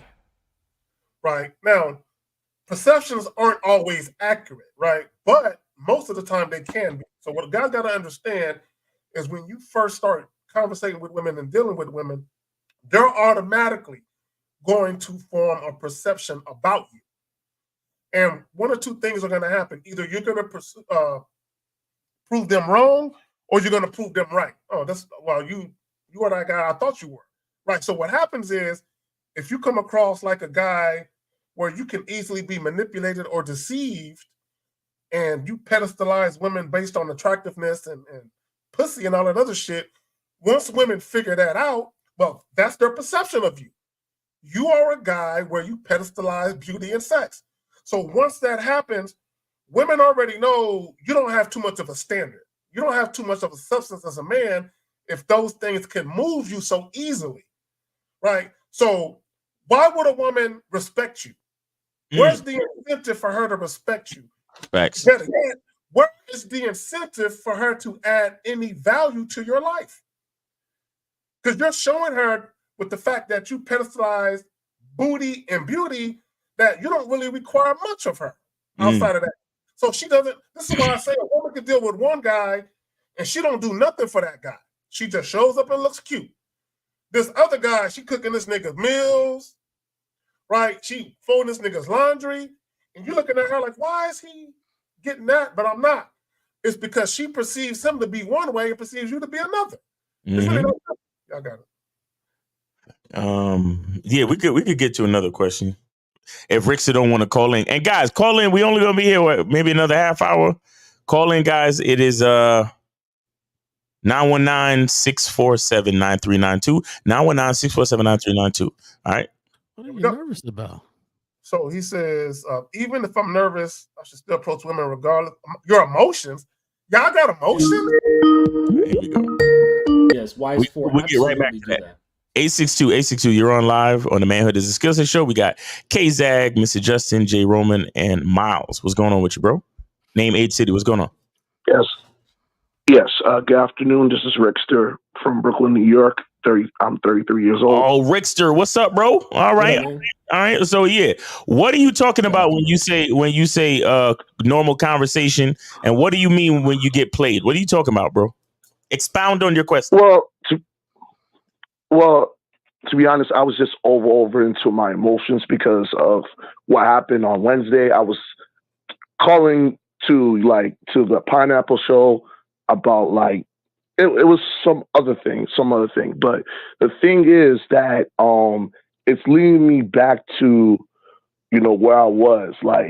Okay, so for example, what I did is about long walks on the beach and everything else, right?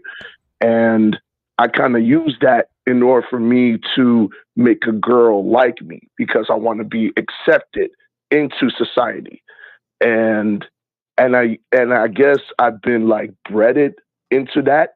And because of that, I guess I was a victim to not a victim. I was not a victim. I made the choice that I made. And because of that, I got played by so many women because I thought that pleasing a woman would be the right answer, so that way I could get what I want. I'm bothered that you use the word victim. You could try and take it back, but it came out of your mouth. Like what you say, Miles, the language exposes you. You said it. You said it. You said it. Know what I'm saying? I'm glad you did correct yourself, though. I'm glad you did correct yourself. So even if after listening to us, you realize that's not a word men should be using, at some point in your life, you felt you were a victim. Even if you don't believe it now, you thought you were at some point, correct? Right, correct. That's what I thought. First of all, let me just say this to all you so-called grown fucking men watching and listening. Men are not victims in a fucking dating game. Okay, I don't care if your chick throw hot grits on you. You know what I'm saying? You're not a victim. You know what I'm saying? You're not, right? And I'm gonna tell you right now, if your chick is doing violent shit to you, you chose the wrong chick, and you probably deserve that shit. You know what I'm saying? So look, let me say this. Depends on how hot those grits are.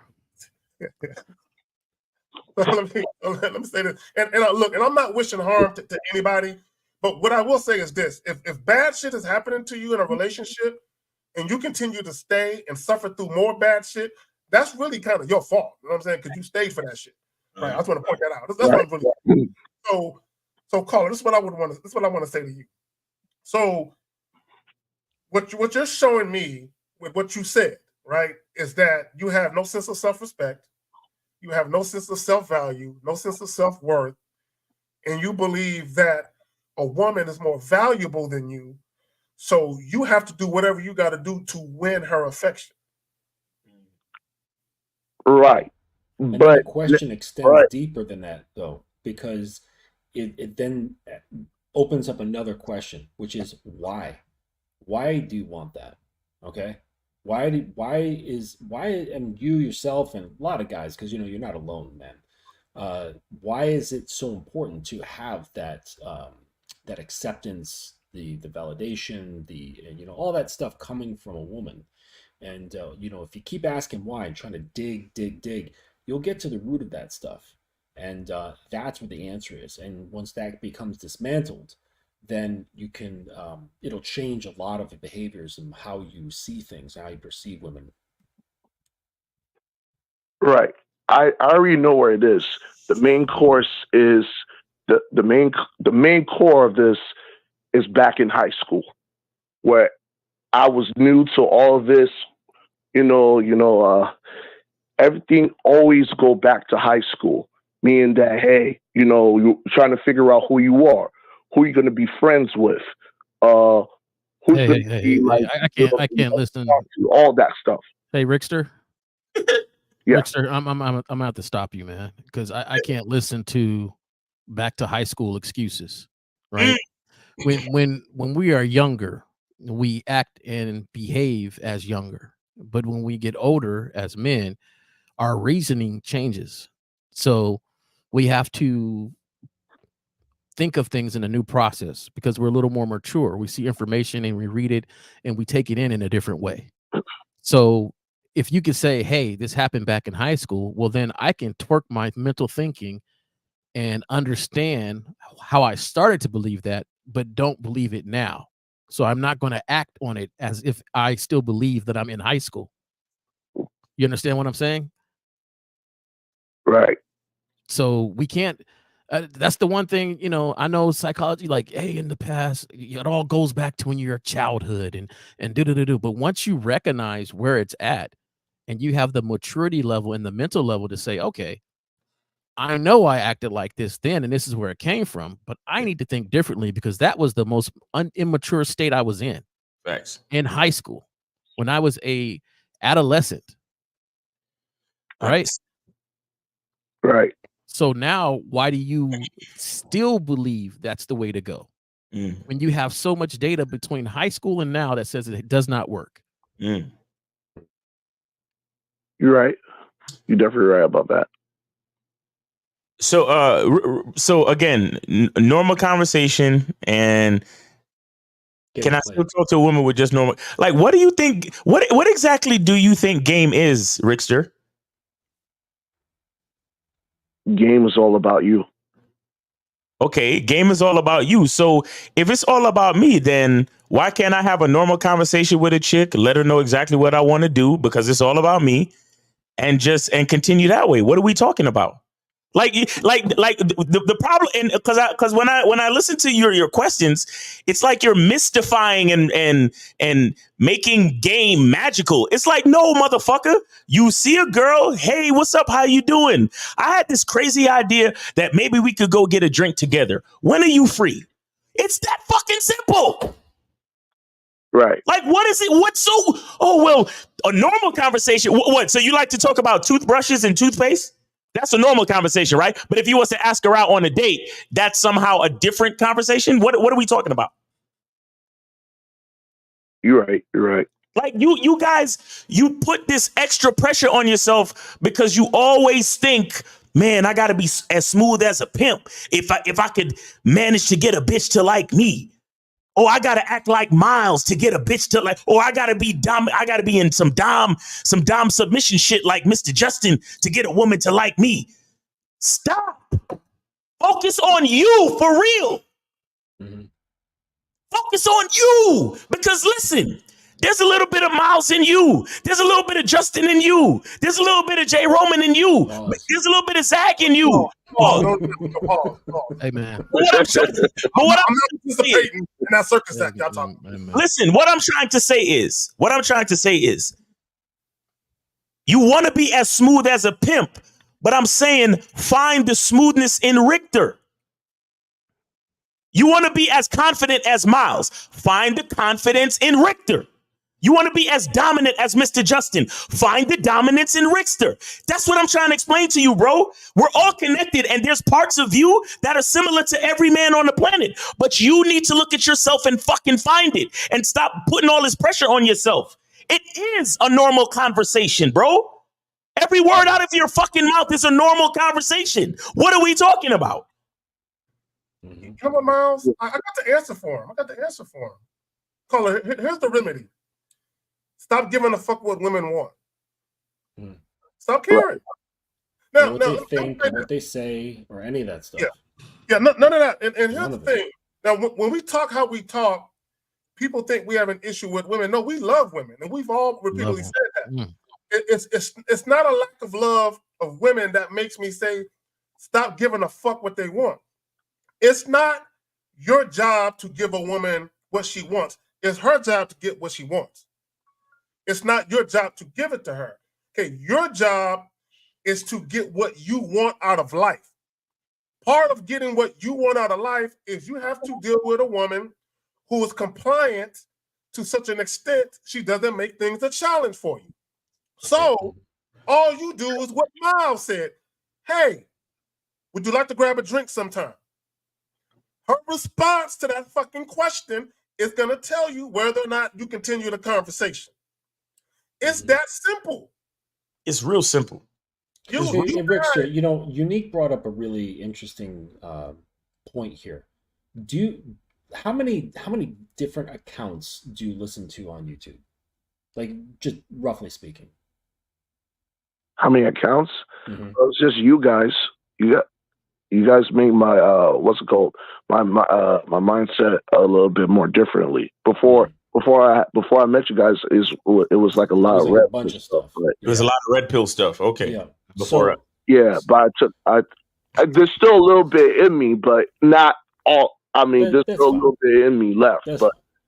So when I used to be a personal trainer, people would come to me and they say, they always come to you with the idea that like they don't get results, and that's why they were coming to a personal trainer. And I would ask them, well, how many different programs have you done in the past like couple of years? And usually it's a lot. And the thing is that they would go from one thing, and then when things didn't happen fast enough, they go to another, and then to another, and then to another, then to another. So they had too much variety and not enough consistency. Okay? So I said, listen, pick one thing and do that strictly for 6 months. Then come to me and let's look at what your results are like. Okay. So the same thing is with learning about yourself. Like the reason why I asked that is because I was concerned about how much inputs were coming into your head.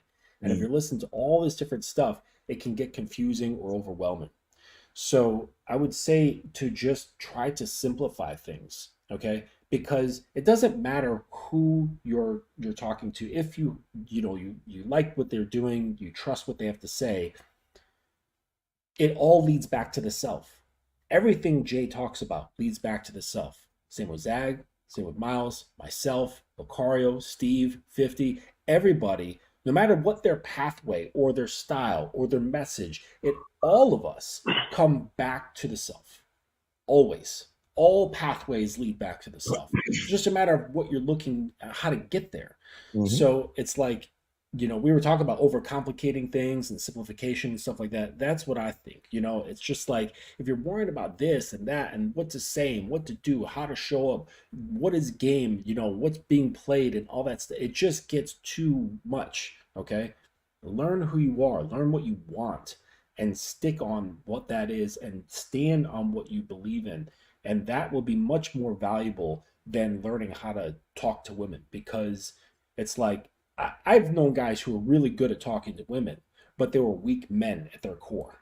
Right. And it's like, so how good or valuable is that skill at that point? You know what I'm saying? You're just a good salesman. Okay. And right. Let me ask you this, Rick. Do you like the walks on these beaches that you've been taking?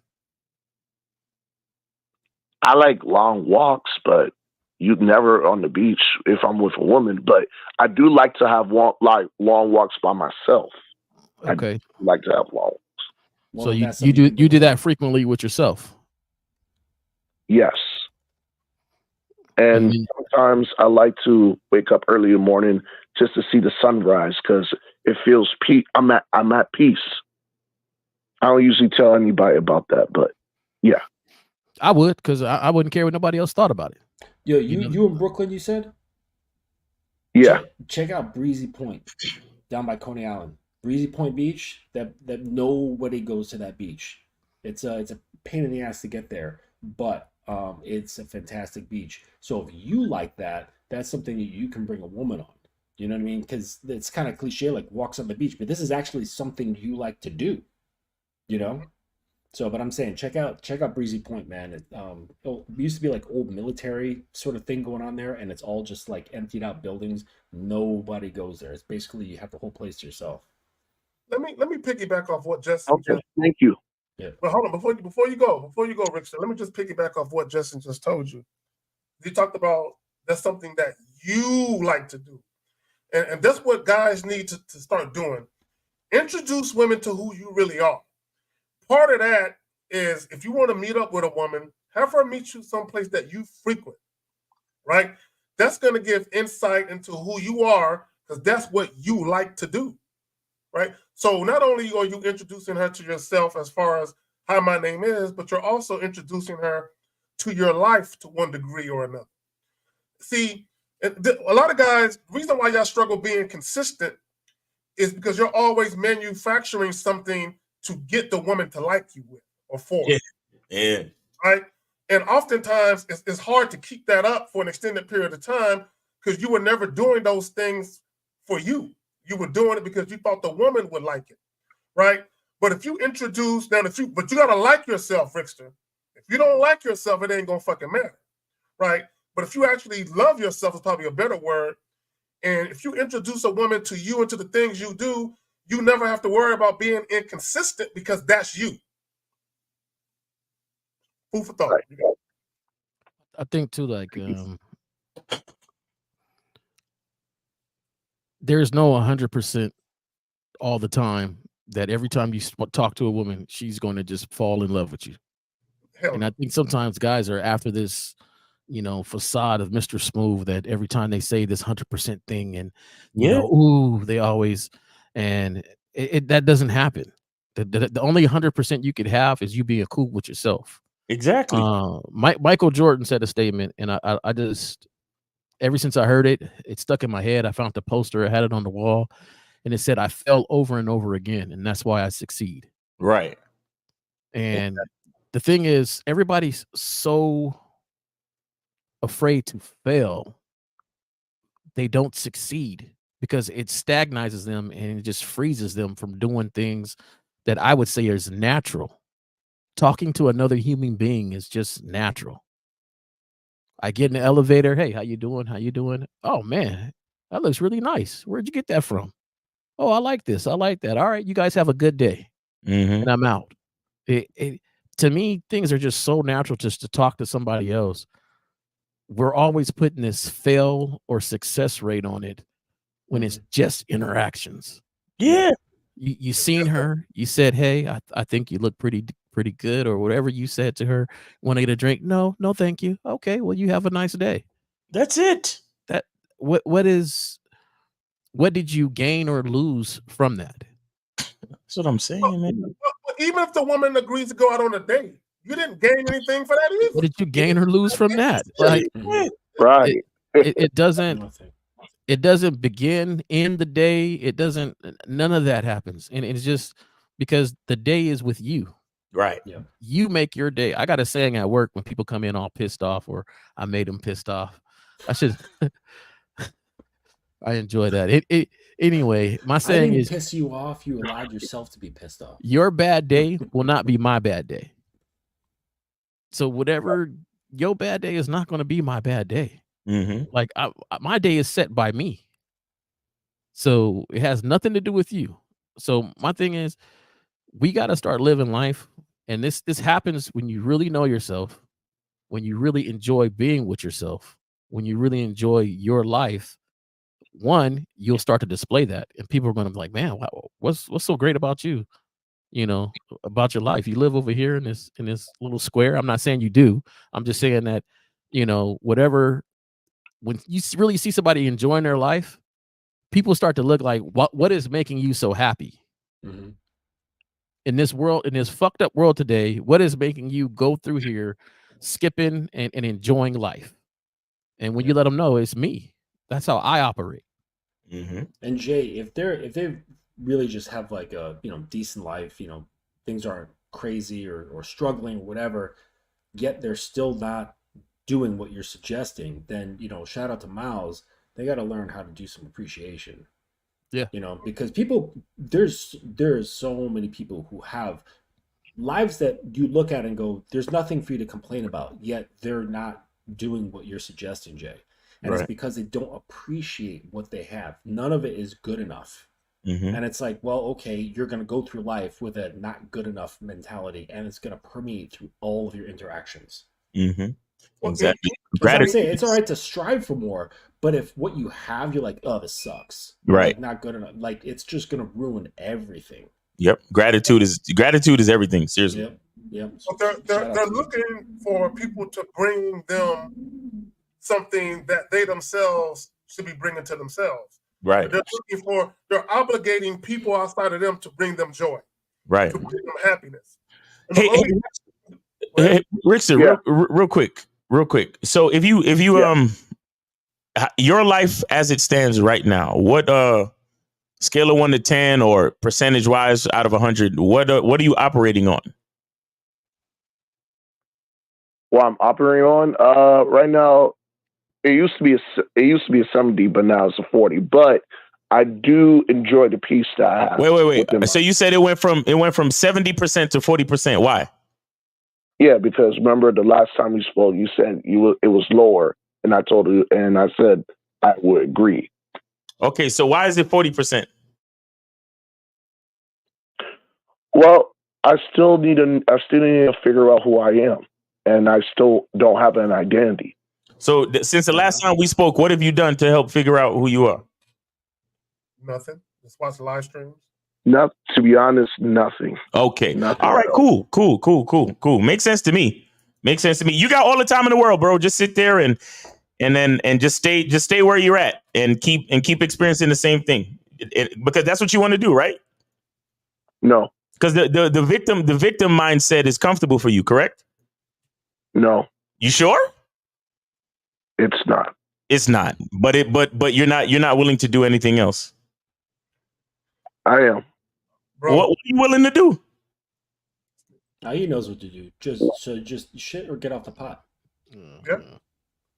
There's not one thing anybody can say to make you work. Exactly. You have to do work. So, Rickster, are you on the masculine identity? I was. It was a promotion for 99 cents, but it's over. Oh, really? Oh, really? So it got too pricey for you, huh? Yeah, right now I'm just here to just save my money and stuff. Once I have enough money, then I'll definitely to you guys. So, bro, let me ask you a question. You say you're 33 years old, right? Yeah. Do you have any kids? No. Okay, good. All right.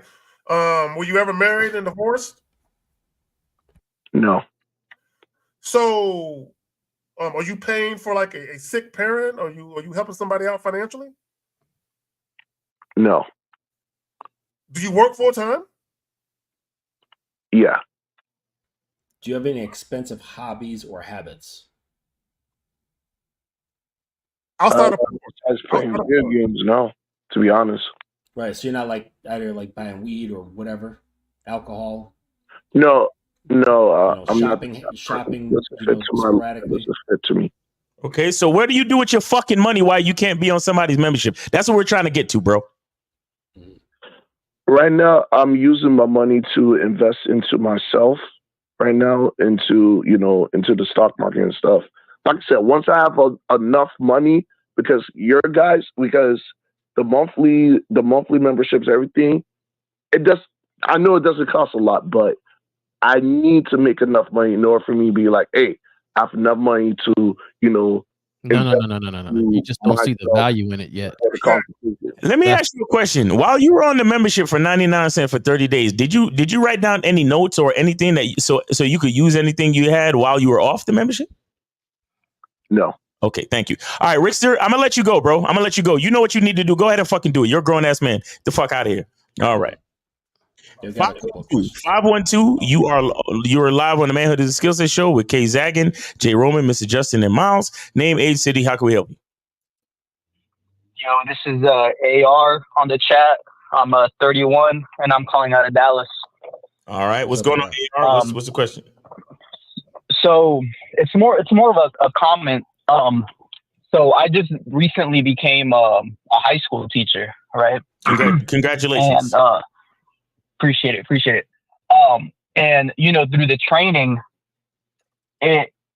majority of the training, aside from like the subject that you teach, is all about developing a program. They hand you like books and books and books on developing a program within your classroom, but most importantly, outside of your classroom. Right? Interesting. So on Wednesday, I had this meeting around like 7 p.m., right? Like after school.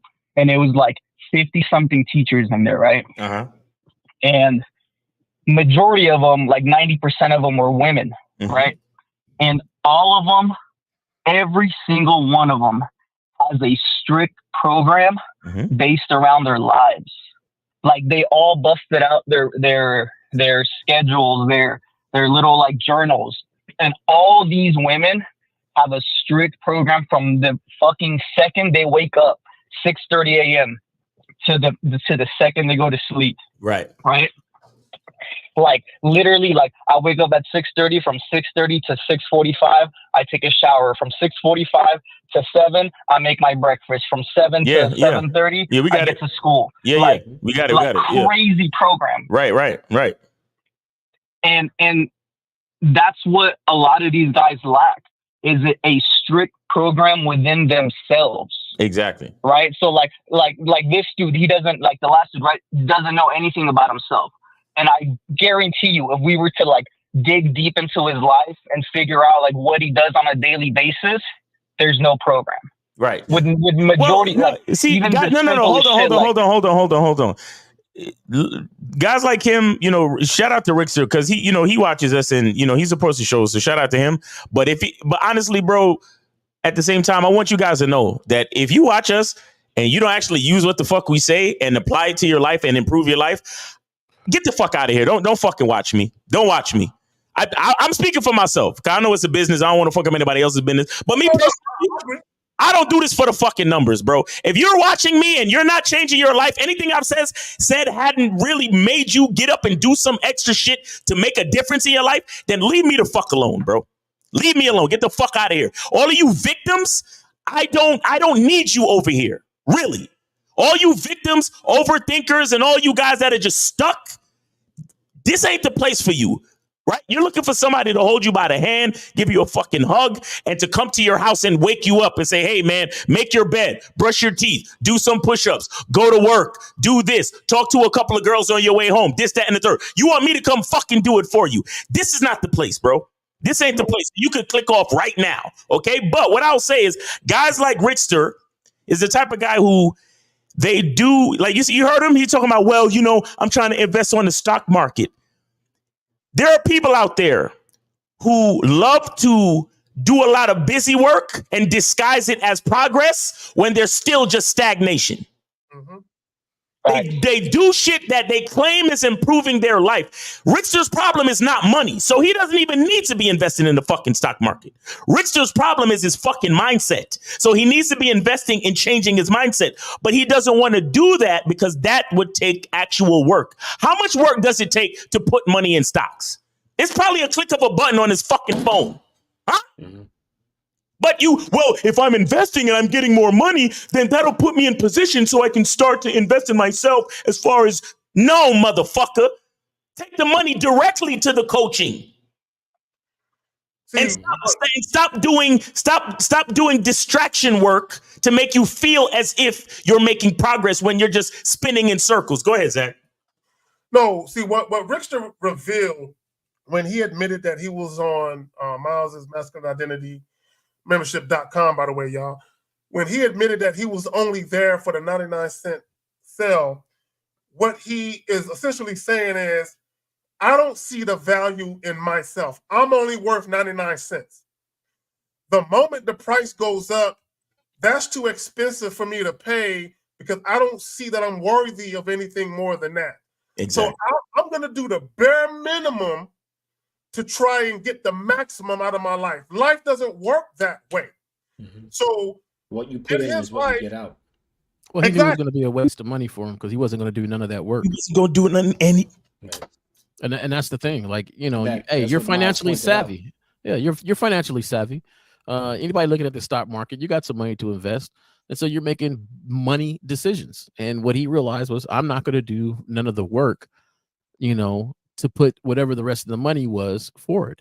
And I think that it's really sad to be at the cusp of knowledge, understanding, and what you need to do, and then you don't have the drive to bring it home. Mm-hmm. I won't never understand that. Mm-hmm. You know what to do.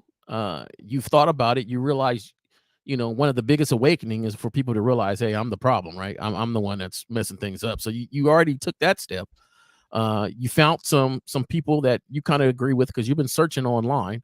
You've seen the red pill. I don't know what that is. I've never seen any of their discussions or anything like that. But you were looking at that, and then you found something else that resonates a little bit more with you. That you can say, you know what? I think this is better because this other thing is making me feel a certain way. This is making me feel a little bit better. They got programs. Let me just stop here because I'm not going to do any other work. Facts. No, Rickster, he's like a lot of guys. He's like a game squatter. Okay, what I mean by game squatter, he want to post up on some of these channels and listen to a bunch of shit, but he don't want to do the work to actually become the very thing that we're teaching guys about. Right. Because it requires some level of self-sacrifice. It requires that, and he don't want to do that, right? And I guarantee you, if you want to look at his bank account statements, he got OnlyFans. I promise you he does. I promise you right now. Money on bullshit. Or he spends the money. But caller, I'm sorry. We took the conversation away from me, bro. You were getting to a point, or you just wanted to talk about how these women got these planners and these set schedules and shit, and how important having a program is. That part, but then also like this next part, right? Like these, like more like the average dude can't dream big. They have like these like small little goals where like their favorite word to use is trying or sometimes, right? Like that's their favorite words. Trying, I'm trying, right? Like I'm trying to get into the stock market, or sometimes I do this, right? So like last thing I'll say, like my ex-girl, right? She, one time when we were dating, right? She told me like she wants to be a model, right? Typical girl, whatever. All women want to be models. She wasn't trying to be a model. She, like, out of nowhere, I'm seeing her on my Instagram Explore page, on Vogue, on like these magazines. And I'm like, see, that's the shit I'm talking about. These women, when they have a goal that they want to reach, a dream that they want to fulfill, they just do it. Like that becomes part of their program. They don't try. They don't, sometimes they go to shoots. Like, it's like they're either all in or all out. There is no 90%. So when the last dude said, like, what level are you operating at, right? If 100% doesn't come out of your mouth, like that second that you ask that question, you ain't doing it. You ain't doing nothing with your life. Exactly. Like if the answer is not 100% and you say it like at the drop of a hat, you ain't doing nothing, and you're probably never gonna do nothing with your life. That's all I wanted to say. Facts. All right, appreciate that. I appreciate it, Colin. Take it easy, bro. Yeah, appreciate y'all. All right. Yeah, y'all too. I'm sitting here. Yeah, we're gonna. I would like to say there's a big difference between a program for an educational thing or your personal life and having a program in a relationship. Okay, what he was describing was just being responsible about time. Okay? Right, and that can be a certain part of your program if that's how you live, right?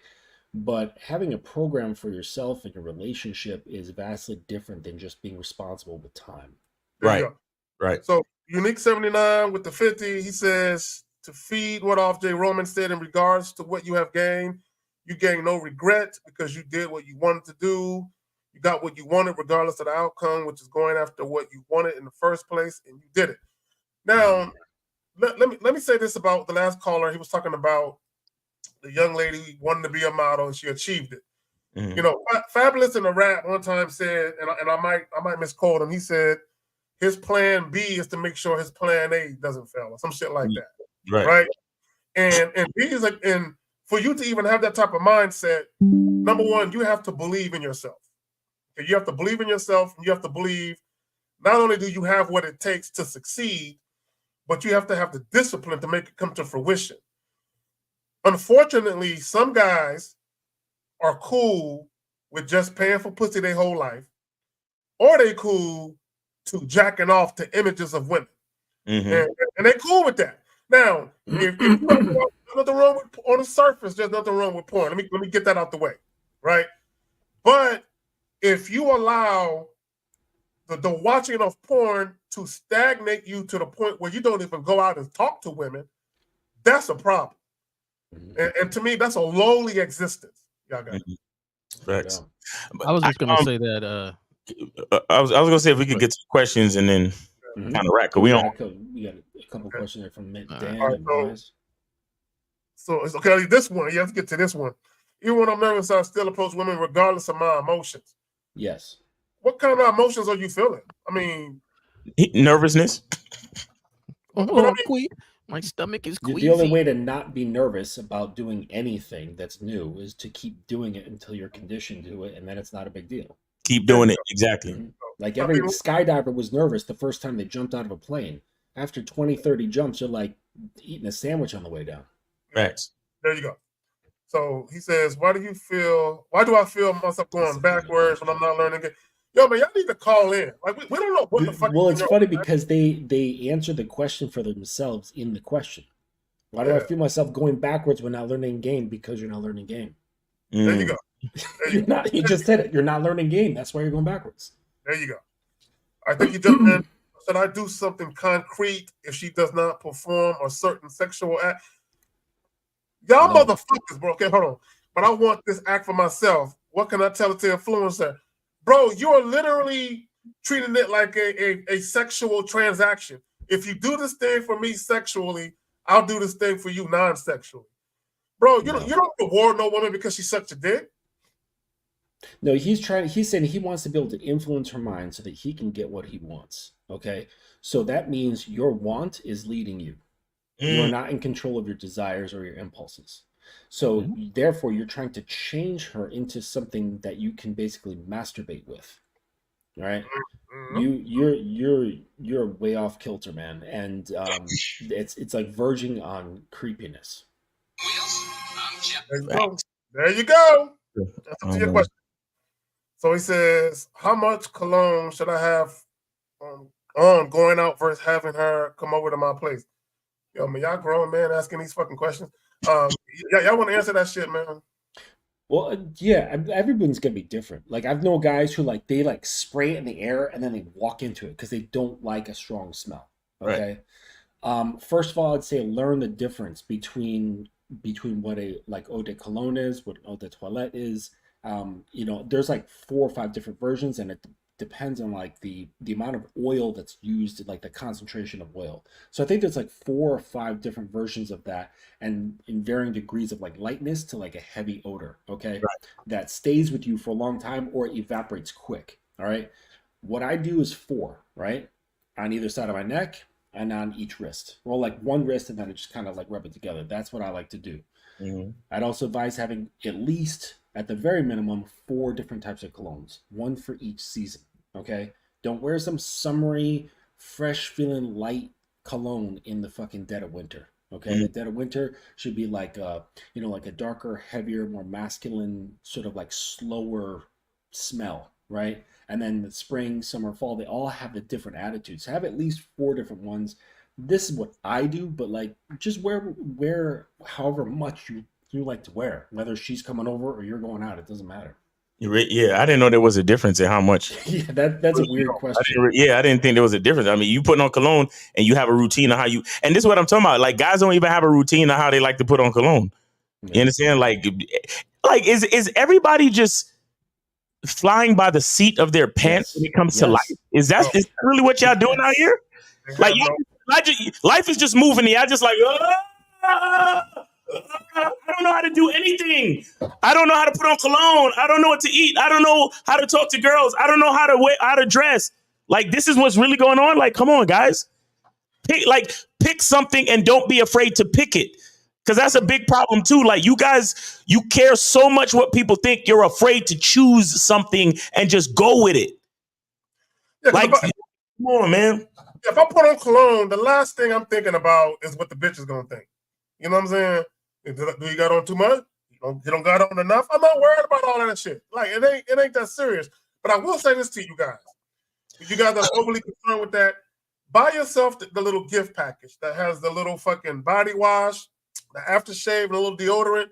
That way you hit all the spots. You know what I'm saying? Your underarms smell good. You done wash the balls with the shit. Do that. There you have it. Thank me later. Goddamn it. I would say don't come out the door and spray cologne masking a unwashed body. I'm assuming that it's part of your regiment before you go out or invite her over, and that shower is part of that. As far as over the house, I mean, to me, I think people overthink this stuff. Yeah, I mean, the whole thing is you want a comfortable place for yourself. I'm a very clean person, so I have different scents in the house going on. That's what I like. If I want to smell a certain way, I smell that way, either a spray or a cologne. I don't debate about, the seasoning. I'm learning something here just with the season and the cologne. I find out what smells good on me, what I like, and that's what I rock with. Not everything smells good with everybody's body chemistry. No, they don't. So you got to figure that out, and hopefully you got some friends around you to be like, hey man, that cologne ain't rocking with you, brother. Right. Here's some game for that real quick, because you're right, Jay. Like, you could recommend a cologne that doesn't vibe with my chemistry, and it smells like shit, but it smells great on you. Go on eBay, guys, and you can get samples. There's like stores on eBay where you can get like 1 ounce to 3 ounce samples of tons of cologne, and they're only like a few dollars each. Right, and they range from like $5 upwards to like $10, but you can get tons of samples, and you're not going to waste your money on like a $200 bottle of cologne. You get it, you're like, oh, this kind of sucks, right? So you can test out a bunch of samples and then find out what you like, then get the big bottle, or just stick with small ones, if you just like to change it up and experiment. And I'll say this as well, when it comes to cologne and personal hygiene, again, be confident in your choice. Love what you like. I'm going to say that again. Love what you like. A lot of guys, you still don't get it. We tell you every fucking day, the game is about you. Listen, wear the cologne that you enjoy the scent. If a woman gives you a compliment, that's just icing on the cake. Don't wear the cologne for the compliment. Wear the cologne because you like how it smells. Wear the cologne because that's how you want to show up in the room. I want to smell like this. I want to look like this. I want to dress like this. If somebody says, damn, man, you look sharp, you smell good too, that's just whatever. And even if somebody says, I don't like your outfit and you smell like shit, it doesn't matter. Don't do anything. Don't worry about the compliments and don't worry about the insults. Live your life for you. That is the thing. Because guess what? You will attract the people who are on your wavelength. The problem with so many guys is that they're afraid to choose a wavelength. They're afraid to say, this is my wavelength, and then live in that wavelength. Because they want to try to get on everybody's wavelength. They want everybody to like them. That is not the way to live your fucking life. You will never make any progress that way. Do things because you enjoy it. And then the people that are on that type of time will find you. That's what it's really all about. Yeah, like right now, I like a fabric softener. Did you know they have fabric softener oil now? And when you walk in a room, I find the domesticated women really quick because they like, "Ooh, your clothes smell really good." You smell like Downy? You smell like No, Downy? man. They got these oils that you put in your last rinse or your fabric softener, and it stays longer. And Wow. when I tell you that I got clothes that's been in my closet right now for a month, when I pull it out, my partner at work was the first one because he was like, "Man, I ain't gonna lie, man. I don't know what you wash your clothes with, but it smells good. Like every time I go to the locker room, it smells really good." And I say, "Oh yeah, that's my new little fabric softener." And it's an oil because oils stay longer and they perfume a lot more scent. Right. And you put that thing in there, boy. I'm When telling you, man. on the last rinse, how do you put it in on the last rinse? So you just squeeze like a little couple squirts on like when you do your Downy, like the fabric softener container itself. When you the wash little your clothes for the softener. Oh, nice. and that part. So you put a little of the fabric softener, you squirt that in there, and boom! I'm talking about your clothes smell great. I learned something new today. And I'll send y'all the link. I got it from my sister when I went down to Arizona to visit her. She hooked me up because I was sitting in some sheets, and I was like, "God damn!" It's the comfort of the smell alone. And I said I wash my clothes with a lot of fabric softener because I like that smell, but it's just lasted. The 3 days I was here was lasting. I thought, she's like, "Oh yeah, I got this oil. That's dope. I'll give you a little bit." And I said, "No, where'd you get it?" She's like, "Oh, I don't know if I want to tell you yet. It's my sister. She wants to tease me a little bit. Hold off. That's what siblings do." Yeah. But she hooked me up. So yeah, man, I'm telling you. That's dope. Let me find out you out here dabbing gain like this. I do spray it on my clothes. I mix it up with some water and I spray it on my clothes. My jackets, things I'm not going to throw on the wash every day, but I spray it and fresh it up. And when I tell you, man, it's noticeable. It's noticeable. I'm gonna tell you that really works because I'm big on fabric softener, especially for my socks and my drawers. That's gonna be closest to your body when you disrobing for a bitch, right? It's your drawers. You don't want your drawers coming off and it smell like musty nutsack in them. You know what I'm saying? So if it smell like some Downy, you know what I'm saying? That might work. You know what I'm saying? Mm-hmm. Hey, I wanna rewind just for a little bit. I noticed that in the chat, fucking Dan got all tight. And to his question, I need to address something. All right. So it's sort of like wanting certain sexual acts. The reason why there's not really a concrete thing, all right, is because if it's within the realm of, say, normal, right, where let's say you want her to ride you, all right, you just tell her what to do. Right. All right. There's other things that require much more consent or training. Okay, so if whatever he wants, because that's why it's really specific, like we got to know what it is he wants. If he's like, I want it down to the hilt, sloppy throating, that can't happen off the fly. That actually requires training. Okay, and if she hasn't been trained to do this sort of thing, and she's reluctant to do it, you're not going to get what you want because it requires consistent training to get that to happen, right? Or any other adventurous sexual act. All right. So if it's somewhat benign and normal, you just tell them, say, hey, you do this, do it like this. This is how I like it, or whatever. But if it's a little bit edging into the more extreme or into the extreme end of things, you can't just say do this because that's violating their consent, and they may not even be trained or accustomed to any of that sort of stuff. Right. You have it. To get that out there. All right, gentlemen. So in closing, y'all want to plug anything before we get up out of here? Yeah, man. As always, holla at me on Instagram. Miles in the Game on Instagram. Miles in the Game on Instagram. Make sure y'all get the soap, man. Make sure y'all get the soap, and holla at the masculine identity membership.com and the bad boy membership.com. Appreciate the panel. Appreciate the callers. Appreciate the chat. Thank you very much. Mr. Justin, got anything? Yeah. Just the new website, thedominancecademy.com. Check it out. I've got 3 awesome tiers. One's just all video. The next is video documentation, and you get 2 calls with me per month. And then the last tier is just the full flagship program, and it's a full-on commitment of 12 months. Jay Roman, got anything you want to plug? I know you and 50 are doing that cigar joint. Yeah. On me and 50 on Mondays, we're doing a cigar lounge, which is basically Mac and Mondays, talking to individuals that want to call in and talk about this thing game. And also, of course, I'm gonna plug the show for tomorrow. That these gentlemen, or well, some of these gentlemen are on. Real game, no theory. Always catch it. It's always entertaining for me. Yep. And if anybody wants to contact me, it's at Gmail, J Roman Way, Jay Roman Way. At Gmail, I respond to my emails right now. If you want to have a discussion on there. Besides that, Zag, always appreciative to have me on the show, man. I really appreciate it. Yeah, thank you, gentlemen. Not a problem. I appreciate all y'all coming through. Dope show. In my opinion, very informative for a lot of men who actually want to learn some shit.